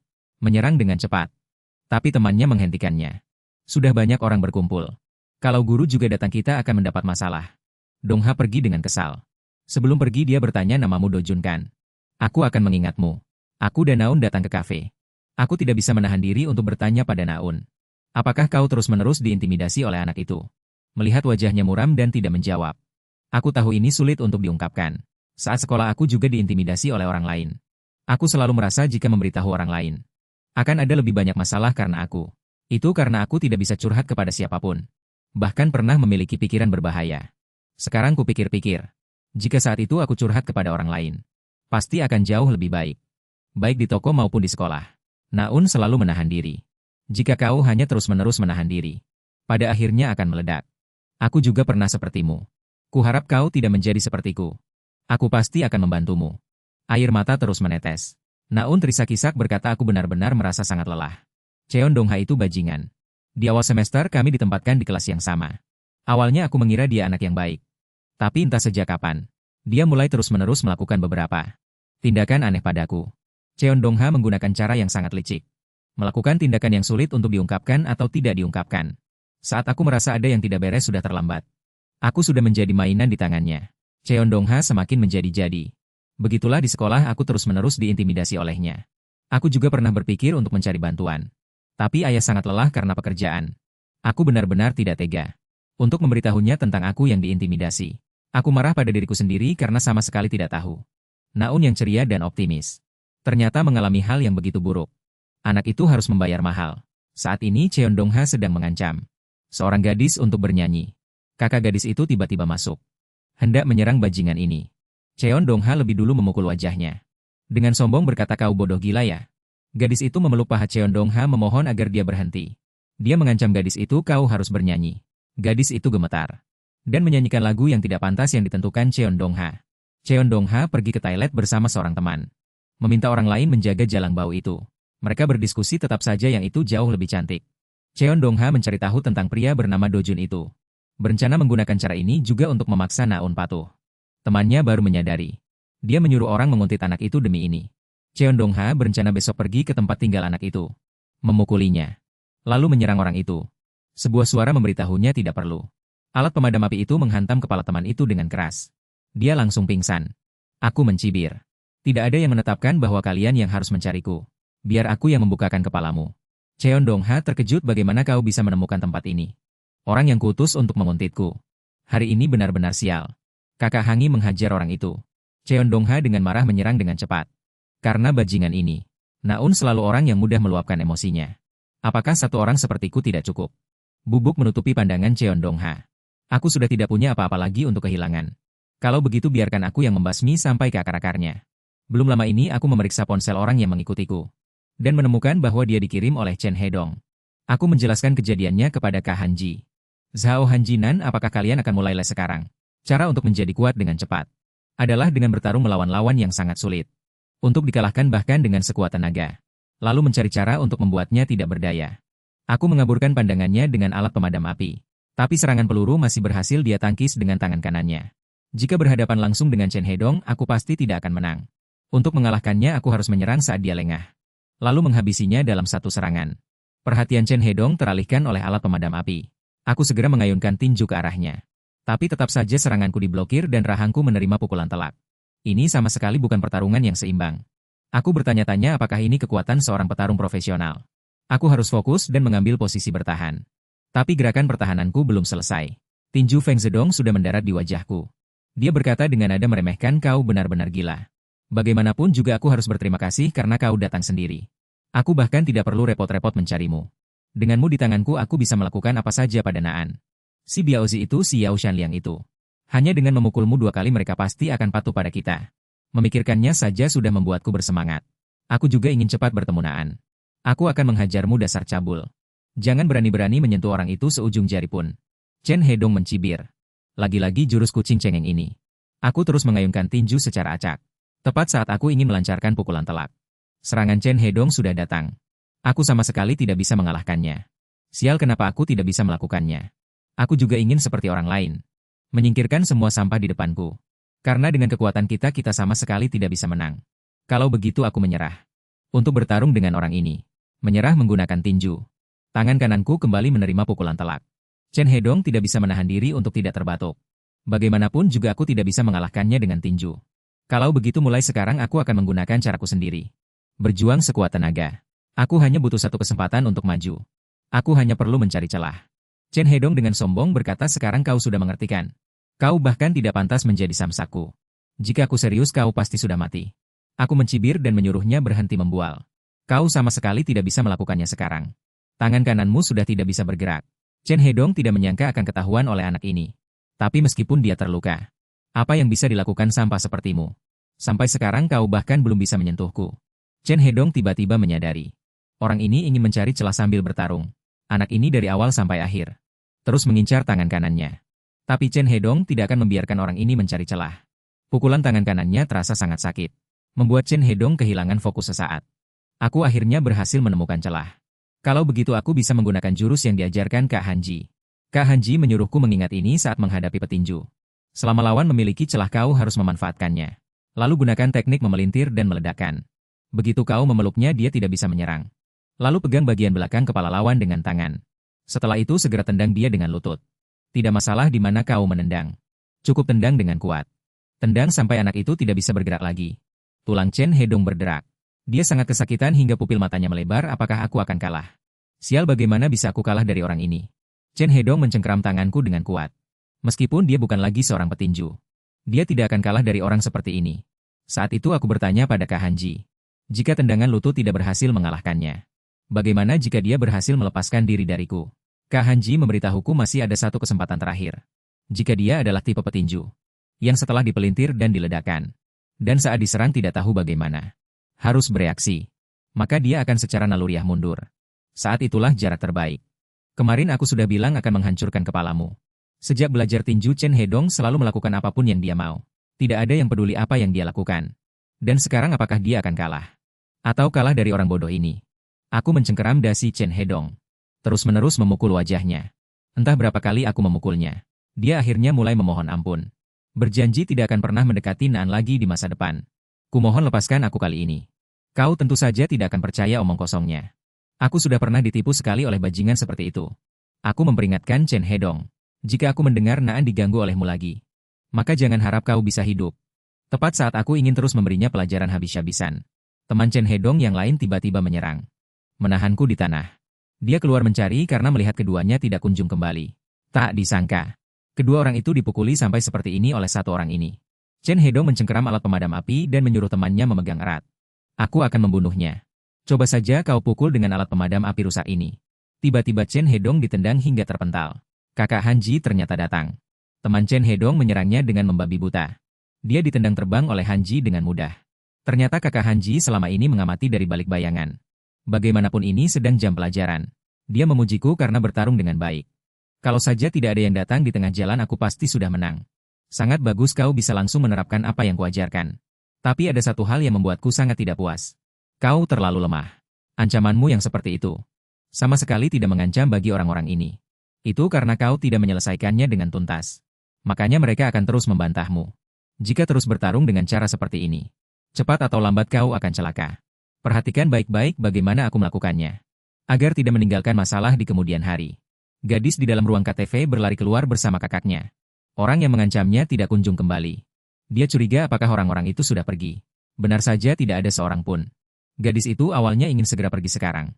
Tapi dia mendengar suara jeritan dari toilet. 3 pria dengan wajah babak belur. Berlutut di tanah tanpa busana. Zhao Hanji memerintahkan mereka untuk bergerak dan mengeluarkan darah. Lalu mengambil foto. Dia memberitahu ketiga orang itu. Jika nanti berani mengganggu Naan lagi, foto-foto itu akan disebarkan ke internet. Saat itu aku memperhatikan gadis yang mengintip dari luar pintu.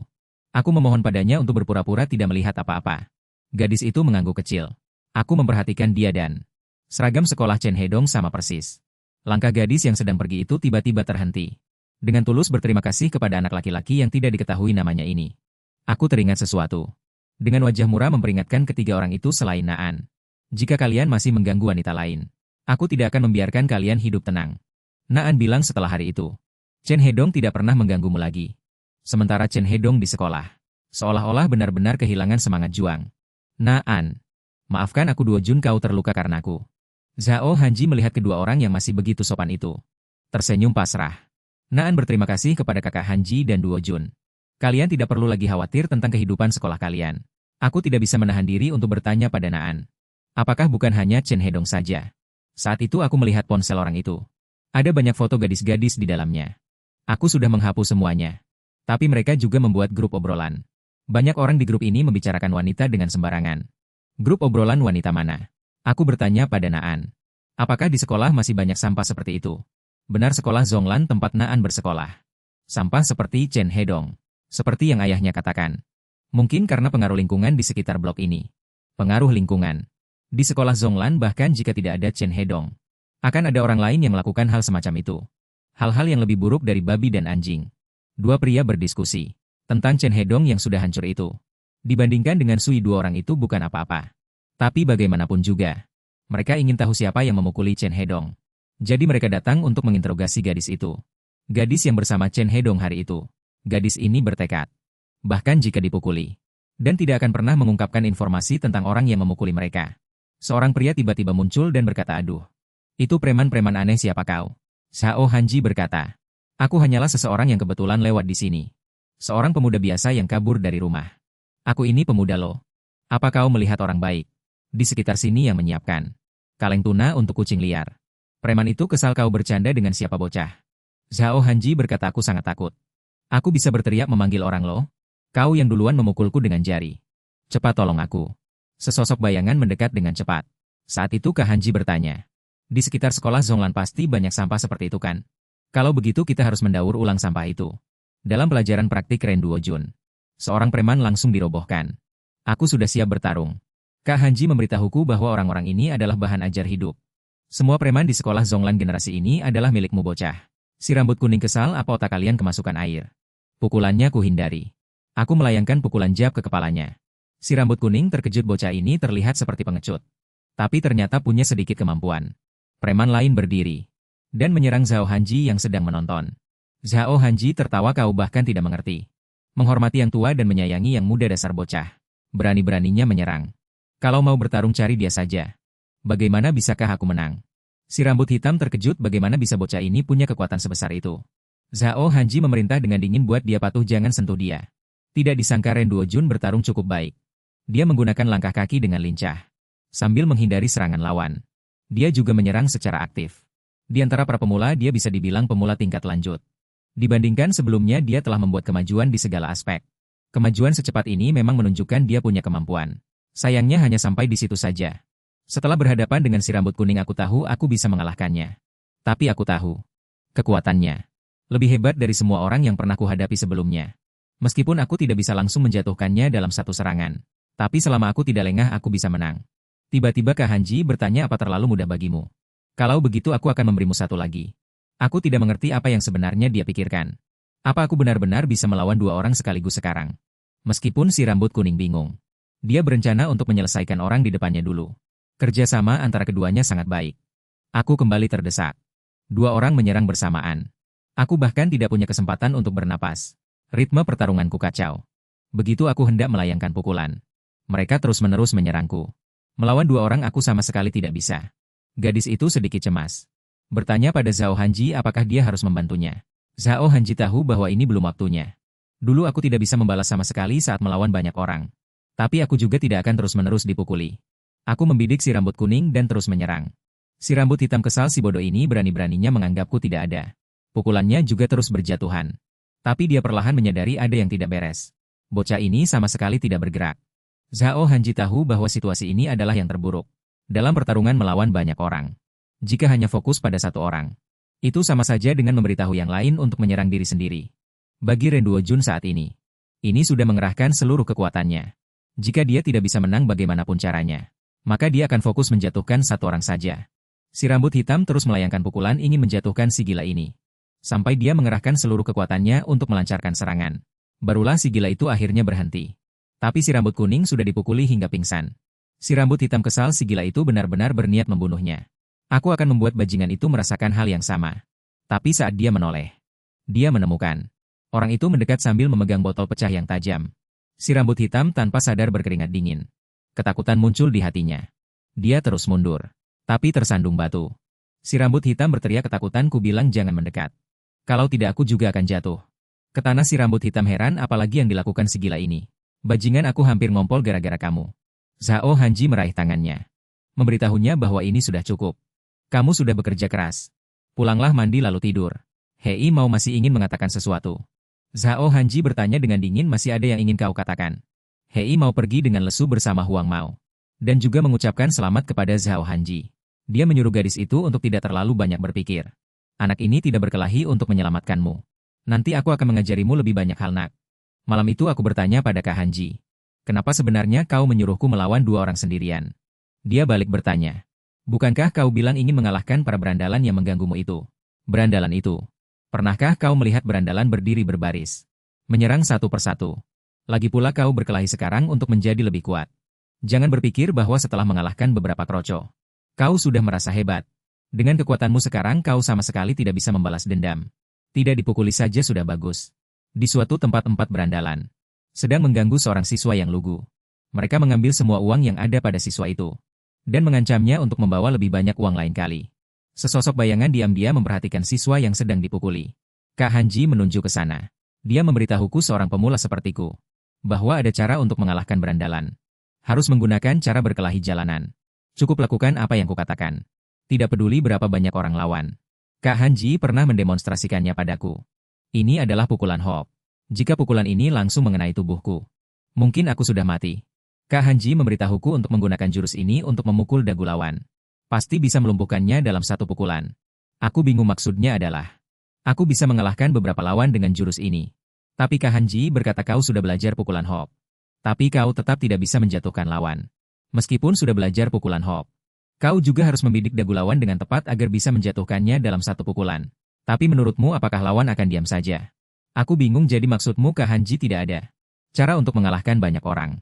Zhao Hanji tahu dan tidak bisa dibilang tidak ada sama sekali. Untuk pemula sepertimu, jika ingin membidik dagu lawan, langkah pertama dalam pertarungan satu lawan banyak adalah cukup menyerang lebih dulu. Dalam keadaan tanpa pertahanan sama sekali. Orang yang dagunya terkena pukulan pasti akan pingsan. Tapi kau tidak bisa berhenti begitu saja. Manfaatkan saat mereka masih tertegun. Pukul sebanyak yang kau bisa. Tepat ketika aku mengira sudah ada 2 orang yang tumbang. Orang ini tidak tumbang. Aku tidak memukul dagunya. 3 orang mengepung dan memarahi dasar bocah. Apa kau terlalu banyak menonton film? Masih ingin melawan kami semua? Mereka bertanya pada siswa yang diganggu apa bocah ini temanmu. Setelah mendengar jawaban negatif mereka bertanya aku dari sekolah mana. Kak Hanji pernah memberitahuku. Jika orang yang tidak tumbang lebih dari 3, maka mereka akan dalam waktu singkat memasuki mode pertarungan. Pada saat itu cara bagimu untuk mengalahkan orang-orang yang tersisa. Karena kekuatanmu tidak cukup. Jadi kau hanya bisa lari. 3 orang itu berbondong-bondong mengejar. Kak Hanji malah menyuruhku kabur. Lalu kapan aku bisa melawan mereka? Zhao Hanji memperingatkan orang tidak berguna sepertimu. Saat berkelahi dengan banyak orang. Jangan pernah berpikir untuk memukul semua orang sekaligus. Jika kecepatan lari lawan berbeda-beda, maka mereka tidak bisa mengepung secara bersamaan. Tidak masalah jika kau tertangkap. Cukup pukul orang itu saja. Langkah kedua dalam pertarungan satu lawan banyak adalah mengalahkan dengan memukul lalu lari. Keuntungannya adalah meskipun kau tidak bisa menyerang lebih dulu, kau masih bisa saat lawan sama sekali tidak siap menyerang lawan. 2 orang lainnya kehilangan target. Mereka berencana untuk berpisah mencari Huang Mao. Tidak. Aku tidak mengerti apa sebenarnya yang ingin dilakukan bocah berhodia itu. Gerakannya bersih dan cekatan. Seharusnya dia bertindak sesuai dengan yang sudah diatur sebelumnya. Rasanya seperti dia datang khusus untuk menusuk. Apa aku pernah memukulinya sebelumnya? Tiba-tiba sebuah tinju menyerang dari samping. Jadi sekarang hanya tersisa yang terakhir. 1 lawan 1 saja belum semudah ini. Orang ini ternyata langsung menangkis serangan mendadak itu. Melihat langkah si rambut kuning aku tahu dia juga sudah terlatih. Gerakan kakinya sangat kuat dan efektif. Aku sama sekali tidak bisa melihat jelas gerakan kakinya. Aku cepat-cepat melayangkan tinju ke arah si rambut kuning, jangan harap kau bisa lolos. Aku sama sekali tidak bisa menyentuhnya. Dengan kemampuanku sekarang mustahil aku bisa mengalahkannya. Si rambut kuning membentak dasar gila jangan cengengesan lagi. Jawab pertanyaanku bajingan. Kenapa kau mencarinya? Dia menelepon untuk memberitahu orang lain agar segera datang. Aku tidak terima apakah aku yang sekarang masih belum cukup. Kakak Tanji tahu mereka semua adalah petarung berpengalaman. 1 lawan 1 pasti akan sangat sulit. Tapi kau juga punya kesempatan untuk menang. Tidak ada yang istimewa. Hanya apa yang selalu kau lakukan. Jika fisik lawan, teknik dan kekuatannya jauh melebihi dirimu. Langkah terakhir yang efektif untuk 1 lawan banyak adalah dengan seseorang memegang alat. Orang lain itu juga segera tiba di sana. Tapi dia malah melihat pemandangan yang mengerikan. Seorang gila tak dikenal sedang memukuli si rambut kuning dengan brutal menggunakan batu. Dia segera menyerbu dan membentak si penyerang. Aku menatapnya dengan dingin. Pria itu ketakutan, ada apa sebenarnya dengan orang gila ini? Aku meletakkan si rambut kuning yang sudah pingsan. Pria itu ragu-ragu tidak berani maju. Dia berteriak ketakutan, kami belum pernah melihatmu. Sebenarnya apa yang ingin kau lakukan? Sialan kenapa kau melakukan ini sampai sejauh ini? Aku juga pernah menanyakan pertanyaan ini kepada Li Doyon. Apakah aku melakukan kesalahan? Kenapa kau hanya menargetkan aku? Sekarang jawabanku sama dengan jawaban Li Dowo. Yaitu tidak ada alasan. Batu di tanganku kuhantamkan dengan keras ke arah pria itu. Rasa sakit yang hebat di lengannya membuat pria itu gentar. Aku memberitahunya lain kali aku menghantam itu akan mengenai dahimu. Pria itu merasa tamat riwayatnya karena sudah diincar. Awalnya kupikir dia hanya orang bodoh yang menderita Chunibiu. Tidak kusangka dia seberbahaya ini. Pria itu tanpa ragu berbalik dan melarikan diri. Dan tidak lupa mengancamku. Tunggu saja sampai orang-orang dari sekolah mereka membuatmu terkapar di tanah. Mencari masalah, aku juga mengejar pria itu dengan sekuat tenaga. Tapi aku baru saja berlari mati-matian dan bertarung lagi. Sekarang staminaku mengejar mustahil bisa menyusulnya. Melihat itu pria itu menghela napas lega. Hanya saja dia khawatir mereka berempat melawan 1 tapi masih kalah. Jika orang-orang di sekolah tahu bagaimana nanti. Tiba-tiba dia tersandung. Dia jatuh ke tanah dan membentak, kau jalan tidak pakai mata ya? Zhao Hanji mendengus lalu bertanya sudah selesai bertarungnya. Beritahu aku di mana orang yang bertengkar denganmu itu. Pria itu kesal kenapa aku sial sekali hari ini. Kalian semua sengaja mencarinya satu persatu. Zhao Hanji melayangkan 1 pukulan ke pria itu. Dia berencana mengikuti jalan yang dilewati pria itu. Dengan begitu dia akan menemukannya. Tak lama kemudian Zhao Hanji menemukan tempat keramaian itu. Dia bertanya pada dirinya sendiri dengan marah. Bukankah sudah kuberitahu cara menghadapi banyak orang? Kenapa masih ada yang lolos satu? Aku menjelaskan di antara keempat orang itu ada satu yang sangat kuat. Aku bertarung cukup lama sampai kehabisan tenaga. Zhao Hanji berkata kau bertarung sampai sejauh ini hari ini. Sepertinya kau sudah lepas dari level pemula. Dia tersenyum puas. Tapi kakak Hanji melanjutkan. Levelmu baru saja mencapai Daye. Dan 1/16 dari Xiao Ze. 2 hari kemudian di sekolah Zhonglan. 2 orang mendengar bahwa baru-baru ini ada kelompok orang yang sama mencari masalah dengan siswa sekolah mereka. Huang Xixian siswa kelas 2 yang berotot. Dan Wu Yudu memberitahu para pecundang itu untuk tidak pamer di mana-mana. Jing Dongjin tokoh nomor 2 di kelas 2 sekolah Zhonglan. Memintanya untuk turun tangan dan mengurusnya. Lagi pula, jika berita bahwa sekolah Zhonglan mudah ditindas menyebar, akan ada masalah. Mereka mendengar bahwa targetnya adalah seseorang yang mengenakan hoodie. Dan ada juga seorang pria dengan gaya rambut kepala serigala yang berjongkok di belakang. Dan setiap kali orang-orang mereka muncul saat mereka sedang menghajar orang. Seorang siswa yang sedang mencuci muka meminta temannya di samping untuk lebih pelan. Temannya mendongak. Melihat 2 wajah terkenal buruk di sampingnya. Dia baru saja ingin berbicara bertindak tapi sudah ditendang hingga terpental. Huang Xixian memukuli orang sambil menghina. Orang lain itu menyuruhnya berhenti memukul. Kami adalah siswa olahraga kelas 3. Huang Xixian mencibir kelas 3 jadi kenapa. Namun tinjunya ditangkap oleh sebuah tangan besar. Ketua klub olahraga kelas 3. Han Gisu menyuruh Huang Sehyun untuk berhenti mengganggu. Kalian anak kelas 2. Semua kekacauan dan masalah yang kalian buat. Apa kalian pikir? Anak kelas 3 takut kalian tidak mengerti. Kami menahan diri selama ini. Demi persiapan ujian masuk universitas. Sebelum dia selesai bicara, Huang Sehyun menendangnya dengan keras. Han Gisu menangkap kakinya. Dan berkata dengan suara berat. Aku takut orang lain bilang aku ikut campur jadi itu tidak berguna. Tapi melihat orang sepertimu, sepertinya memang perlu diberi pelajaran. Huang Sehyun sempat tertekan oleh tubuh besar itu. Han Gisu berpikir seorang pria sombong dan angkuh. Sekuat apapun dia bisakah dia mengalahkan aku yang berolahraga setiap hari? Huang Sehyun tiba-tiba meludahkan tusuk gigi ke matanya. Han Gisu secara naluriah menutup matanya. Huang Sehyun memanfaatkan momen itu dan melancarkan serangan keras padanya. Han Gisu didiagnosis kehilangan kesadaran. Huang Sehyun mengambil pipa air di sampingnya dan mencibir. Kalau sudah menahan diri, kenapa tidak menahan diri sampai akhir? Salahkan saja kau yang tidak bisa menahan diri. Makanya kau dihabisi oleh anak kecil sepertiku. Berani menantangku. Kau sengaja mencari masalah ya senior. Han Gisu benar-benar kehilangan kesadaran. Huang Sehyun memanggil 2 orang tadi.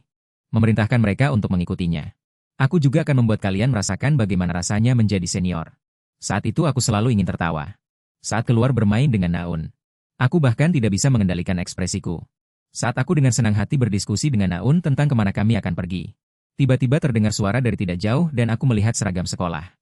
Itu dari sekolah Chonglan. Aku ragu haruskah aku berkelahi. Sekarang Han Gisu juga tidak ada. Tapi aku benar-benar tidak ingin melewatkan kesempatan untuk pergi bermain dengan Naun. Apa aku benar-benar harus berpura-pura tidak melihat apa-apa? Adegan-adegan penindasan di masa lalu muncul di benakku. Aku bilang pada Naun bahwa aku akan ke toilet sebentar tidak akan lama. Karena sekarang aku sangat kuat. Jika ada 2 orang, seharusnya cukup dengan 1 pukulan pertama. Maka yang tersisa juga harus diselesaikan dengan 1 pukulan. Tapi kali ini ekspresi lawan penuh ketakutan. Meskipun aku menjatuhkannya. Aku tidak mengerti apa yang terjadi dengan ekspresi itu. Aku jadi curiga. Apakah kedua orang ini benar-benar penjahat? Orang yang ditindas berterima kasih atas bantuanku. Memujuku karena hebat dalam berkelahi. Aku menjawab seadanya dan bersiap untuk pergi. Tapi dia tiba-tiba bertanya dengan suara berat. Mau berkelahi denganku juga? Aku belum sempat menyadari apa yang dia katakan. Rasa sesak napas sudah menyerang. Huang Sehyun mencibir. Itu dia. Kau terus mencari target di sekitar sekolah kami. Bajingan, ayo kita berkelahi. Instingku memberitahuku bahwa anak ini sama sekali bukan korban penindasan. Aku melepaskan diri dari cengkeraman dengan kuat. Detik berikutnya tubuhku menerima pukulan keras. Huang Sehyun heran kenapa lemah sekali. Sudah tidak sanggup secepat ini. Aku menanyainya. Apakah kau datang untuk membalas dendam? Demi sampah-sampah dari Chonglanyo itu. Huang Sehyun sebenarnya tidak peduli dengan urusan para pecundang itu. Tapi dia merasa aku terlalu meremehkan Chonglanyo. Huang Sehyun mulai mempercepat serangannya. Aku melihat bahwa meskipun si kaos merah ini terlihat menakutkan, sebenarnya ukuran tubuh kami tidak jauh berbeda. Aku pikir dibandingkan dengan orang yang melawanku sebelumnya, dia seharusnya tidak terlalu kuat. Detik berikutnya tinju besar sudah mendarat di wajahku. Aku terkejut kenapa lengannya begitu panjang. Aku sama sekali tidak bisa memukulnya. Tinjuku bahkan belum menyentuhnya. Aku sudah dipukul. Aku berpikir cepat apa yang harus kulakukan sekarang. Huang Sehyun sengaja mendekat. Dan mengejek setidaknya pukul aku sekali kan? Pukulan seni bela diri dilancarkan. Tapi masih bisa dihindari anak ini kuat di luar dugaan. Aku salah menilai. Aku seharusnya masuk ke gang ini. Aku tidak boleh menyerah begitu saja, aku harus menggunakan semua yang telah kupelajari sejauh ini. Huang Xixian sejenak matanya kemasukan pasir. Kalau begitu mulai sekarang. Aku akan serius. Setelah berhasil membalas aku melancarkan satu serangan yang sangat kuat. Tapi hasilnya membuatku sangat terkejut dan ngeri. Ternyata aku tertangkap. Huang Xixian mengutuk sambil menangis dasar bajingan. Wajahmu begitu rupawan, kenapa masih bermain curang? Tapi kau masih terlalu hijau. Selangkanganku terkena pukulan keras. Huang Xixian melihat pria yang tergeletak di tanah dan gemetaran itu. Dia tertawa terbahak-bahak. Dengan kekuatanmu yang cuma segini kau berani-beraninya menantangku. Dia langsung melukai harga diriku. Aku mati-matian berpikir apa yang harus kulakukan sekarang. Tapi perbedaan kekuatan di antara kami berdua terlalu besar. Aku tidak bisa memikirkan cara untuk mengalahkan orang ini. Nai En bertanya-tanya kenapa Duo Jun belum datang. Apa dia diare? Teleponnya juga tidak ada yang mengangkat. Dia berjalan mengikuti arah Duo Jun pergi tadi. Tak lama kemudian Nai En melihat Duo Jun yang penuh luka. Dia berlutut di tanah. Nai En bertanya padaku apakah aku sangat kesakitan. Dia bertanya padaku selain Chen Hedong. Apakah aku pernah berkelahi dengan orang lain dari Zhonglan Xiao? Apakah ini latihan pertarungan sungguhan yang Kak Hanji katakan? Sebagai orang yang dibantu. Nai En tahu dia tidak seharusnya mengatakan hal-hal ini. Tapi dia bertanya-tanya Duo Jun. Kenapa kau berjuang sekeras ini? Setiap kali kau berkelahi. Kau seperti orang yang berdiri di tepi jurang. Bertarung mati-matian dengan mereka. Seolah-olah tidak peduli apakah kau terluka atau tidak. Duo Jun. Jika kau terus seperti ini aku rasa cepat atau lambat akan terjadi sesuatu. Bagaimana kalau kita sudahi saja? Berkelahi atau kabur dari rumah? Aku berkata dengan sedih saat aku masih sekolah. Karena para bajingan itu aku kehilangan segalanya. Sungguh aku kehilangan seluruh hidupku. Tapi orang-orang yang merenggut segalanya dariku. Masih hidup seolah-olah tidak terjadi apa-apa. Seolah-olah tidak ada yang pernah terjadi. Setiap kali aku mengingat masa itu aku merasa sesak napas. Pikiranku juga menjadi kosong. Aku tidak bisa hidup dengan baik dengan perasaan frustrasi ini. Aku terus berkelahi demi bertahan hidup. Jadi meskipun begitu kau menasihatiku untuk berhenti berkelahi seperti itu. Dia berkata dengan serius. Oh begitu. Kalau begitu aku tidak akan menasihatimu lagi. Karena ini adalah hidupmu. Maka kau yang harus memutuskannya. Lagi pula jauh di lubuk hatiku. Aku juga ingin menghajar orang-orang itu dengan baik. Duo Jun tolong beri pelajaran pada orang-orang itu untukku. Aku yakin kau pasti akan menjadi sangat kuat. Jangan putus asa hanya karena kalah sekali. Kalian para laki-laki begitu kalah sekali. Pasti akan merasa sangat tidak rela. Mendengar itu aku tersenyum. Lalu Nai En bertanya padaku apa yang ingin kulakukan setelah balas dendam. Tentang itu sebenarnya aku belum memikirkannya. Nai En berkata kau beli saja toko pizzaku. Aku bertanya pada Nai En. Apa karena toko tidak punya banyak pelanggan? Makanya kau berkata begitu. Nai En tertawa kau bisa menebaknya. Aku berterima kasih dengan tulus. Tak lama setelah itu, para anggota kelompok kabur dari rumah duduk berkumpul. Zhao Hanji berkata dengan pasrah kau dipukuli dengan sangat parah. Bukankah aku sudah bilang hanya saat aku ada? Kalian boleh berkelahi. Kau sekarang hanya boleh berkelahi dengan orang yang kupilih. Aku memberitahu Kak Hanji. Tapi kali ini sepertinya aku akan tamat. Orang dari Zhonglan Xiao yang kuhajar hari ini juga mengambil fotoku. Dia berkata padaku. Jangan harap kau bisa hidup tenang di daerah ini. Sepertinya aku menjadi target orang-orang Zhonglan Xiao. Setelah ini orang-orang Zhonglan Xiao mungkin hanya akan berurusan denganku. Chehedaye bertanya-tanya apa yang perlu dipikirkan. Karena mereka sudah menyentuh keluarga kita. Kita perlu memberi mereka pelajaran tentang kekuatan kita. Chehedaye sudah lama tidak berkelahi dengan siswa. Dan dia cukup merindukannya. Tapi Zhao Hanji memberitahu Chehedaye kau tidak boleh ikut campur. Karena kau adalah anggota keluarga Da Hanji. Kau harus menaklukkan satu sekolah. Ren Duo Jun karena sudah begini. Mari kita perbesar masalah ini. Kau harus menguasai seluruh Zhonglan Xiao. Ini adalah agar kau si kecil ini bisa menguasai satu sekolah. Bukankah itu sangat menyenangkan? Ini yang kutinggalkan untukmu Duo Jun. Tugas saya Hanyan. Bagaimana aku bisa menguasai sekolah itu setelah baru saja dipukuli? Zhao Hanji bertanya Chen Sheng apa kau tidak terburu-buru untuk membalas dendam? Jika kau bisa menguasai sebuah sekolah, itu berarti kau bisa kapan saja mencari orang-orang yang menindasmu untuk membalas dendam. Aku tahu perkataan kakak Hanji tidak salah. Tapi Zhao Hanji memotong perkataanku selanjutnya. Dengan serius menambahkan beberapa kalimat. Sampai kapan kau akan terus pengecut seperti ini? Kau tidak bisa terus-menerus terlihat seperti orang yang mudah ditindas. Benar sekali. Tidak ada yang perlu dikhawatirkan. Aku akan melakukannya hanya saja aku masih tidak mengerti. Bagaimana caranya bisa menguasai sebuah sekolah? Keesokan harinya si rambut kuning yang terakhir kali dipukuli habis-habisan oleh orang banyak. Melihat pria berhodie di obrolan grup. Saat dia memukuli Huang Sehyun dengan brutal. Dia tertawa terbahak-bahak. Pria berambut panjang mencibir. Sekarang tidak ada yang tidak tahu siapa bocah ini. Apa dia masih berani mencari masalah di mana-mana? Jika saat itu tidak ada bocah berkepala serigala itu, aku pasti sudah menyelesaikannya sendiri. Jika bocah itu tertangkap olehku lagi. Sebuah suara dingin bertanya. Jika tertangkap apa yang ingin kau lakukan? Aku melayangkan pukulan keras ke arah pria berambut panjang. Si rambut kuning mengumpat dan hendak menyerang. Aku lebih dulu melayangkan pukulan ke wajahnya. Si rambut kuning turun dan bertanya, kau datang mencari masalah lagi. Sebenarnya apa yang ingin kau lakukan? Aku terus terang mengatakan bahwa aku akan menguasai sekolah Zhonglan. Si rambut kuning kesal, orang gila ini masih membual di sini. Aku memerintahkannya untuk menjawab siapa bos sekolah Zhonglan. Kakak Hanji berkata untuk menguasai sekolah. Teruslah bertarung sesuai pola yang lama. Aku bingung, ada lebih dari 80 orang di grup itu. Apakah aku harus mengalahkan mereka semua? Kakak Hanji berkata. Cukup kalahkan beberapa orang terkuat di antara mereka. Aku bertanya dengan tegas kepada si rambut kuning.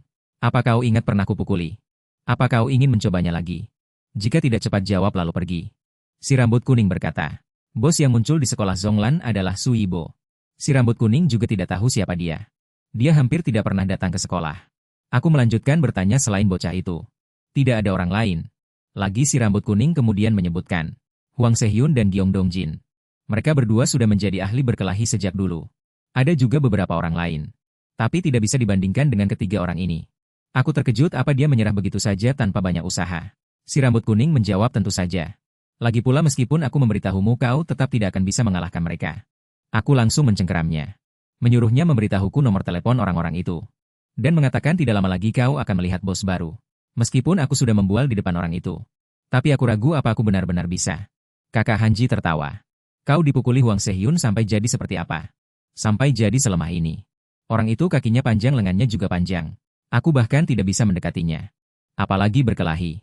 Begitu teringat harus bertarung dengannya lagi. Aku merasa pandanganku gelap gulita. Aku sedikit ketakutan. Apa aku benar-benar punya harapan untuk mengalahkan orang itu? Kakak Hanji memaki, dasar bodoh. Aku sudah bilang jangan pengecut. Kenapa kau pengecut lagi? Kalian semua bukan petarung profesional. Jadi pola pertarungan tidak ada yang istimewa. Selama kau bisa menemukan cara untuk mengalahkannya, kemungkinan menang sangat besar. Aku sangat ingin tahu caranya. Kakak Hanji berpikir sejenak lalu berkata, caranya adalah Jiayin akan memberitahumu. Hong Jiayin bertanya dengan aneh, omong kosong apa ini? Cepat kemari dan lipat pakaian. Bukankah aku sudah bilang padamu, Zhao Hanji? Jangan memasukkan kaos kaki terbalik. Beberapa hari kemudian di suatu tempat sekelompok orang berkumpul. Huang Sehyun menatap ponselnya dengan kesal. Sebuah nomor tak dikenal. Berani memanggilnya pria yang memakai baju dalam nenek. Huang Sehyun yang ditantang mengendarai motornya dengan suara gemuruh. Menuju lokasi yang disebutkan dalam pesan. Dia tidak bisa menahan diri untuk tidak mencibir. Si rambut kuning pernah memberitahunya bahwa bocah berhodie itu sepertinya ingin menyerangnya.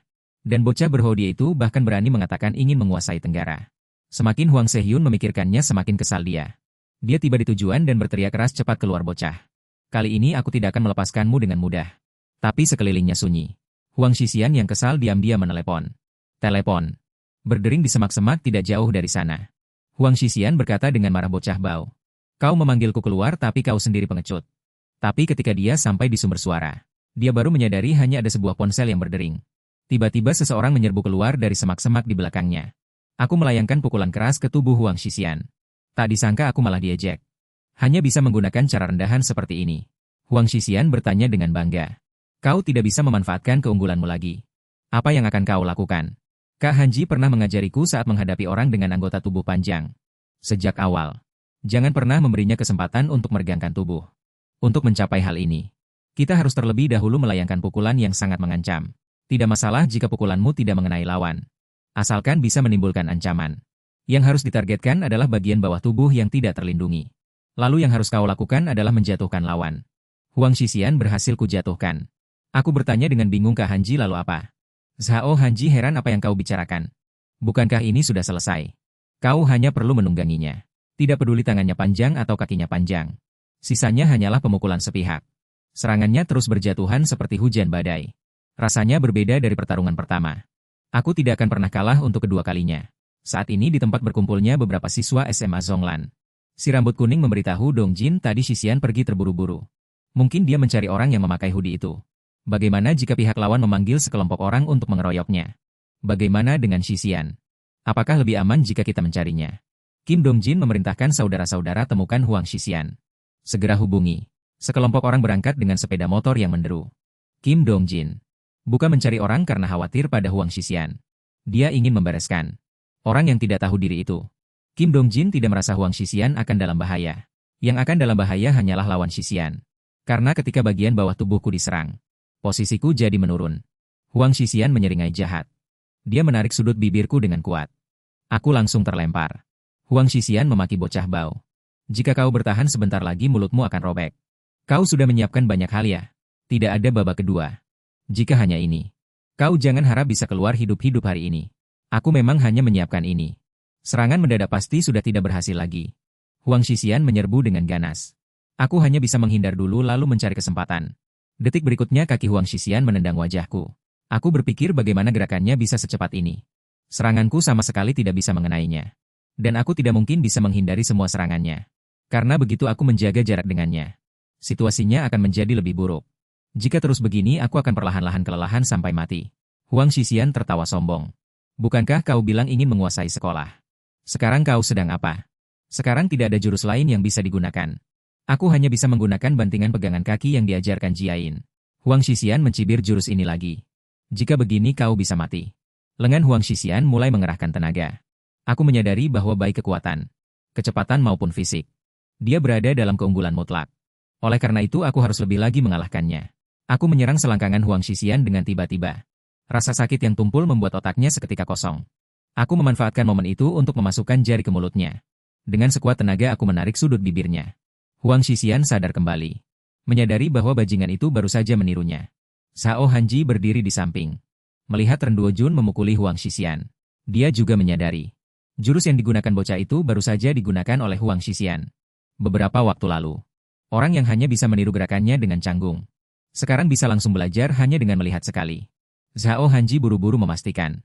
Rasa sakit yang hebat dari tubuh bocah itu membuat Huang Sehion merasa seperti akan ditendang sampai tembus. Dia tahu sekarang harus mengulur waktu. Huang Sehion memohon ampun jangan pukul. Aku sudah memikirkannya dan rasanya ini tidak adil. Murid-murid sekolah kami sangat patuh. Tidak melakukan apa-apa. Kaulah yang memulai provokasi duluan. Aku hanya membela mereka saja. Aku akan membuat orang ini sebelum mengatakan semua itu. Merenungkan baik-baik dulu. Apa saja yang sudah dia lakukan di masa lalu. Tapi kau harus berpikir sambil dipukuli. Huang Sehion tiba-tiba meraih kakinya jawab dengan jujur. Aku tahu aku akan merenung. Aku tidak akan melepaskannya hanya karena Huang Sehion menarik ujung celanaku. Melepaskannya. Dia tiba-tiba mencibir yang seharusnya merenung. Adalah kau bajingan. Sebuah motor melaju kencang ke arahku. Apa aku akan mati begitu saja? Padahal aku belum sempat membalas dendam dengan benar. Kakak Hangil menarikku menjauh.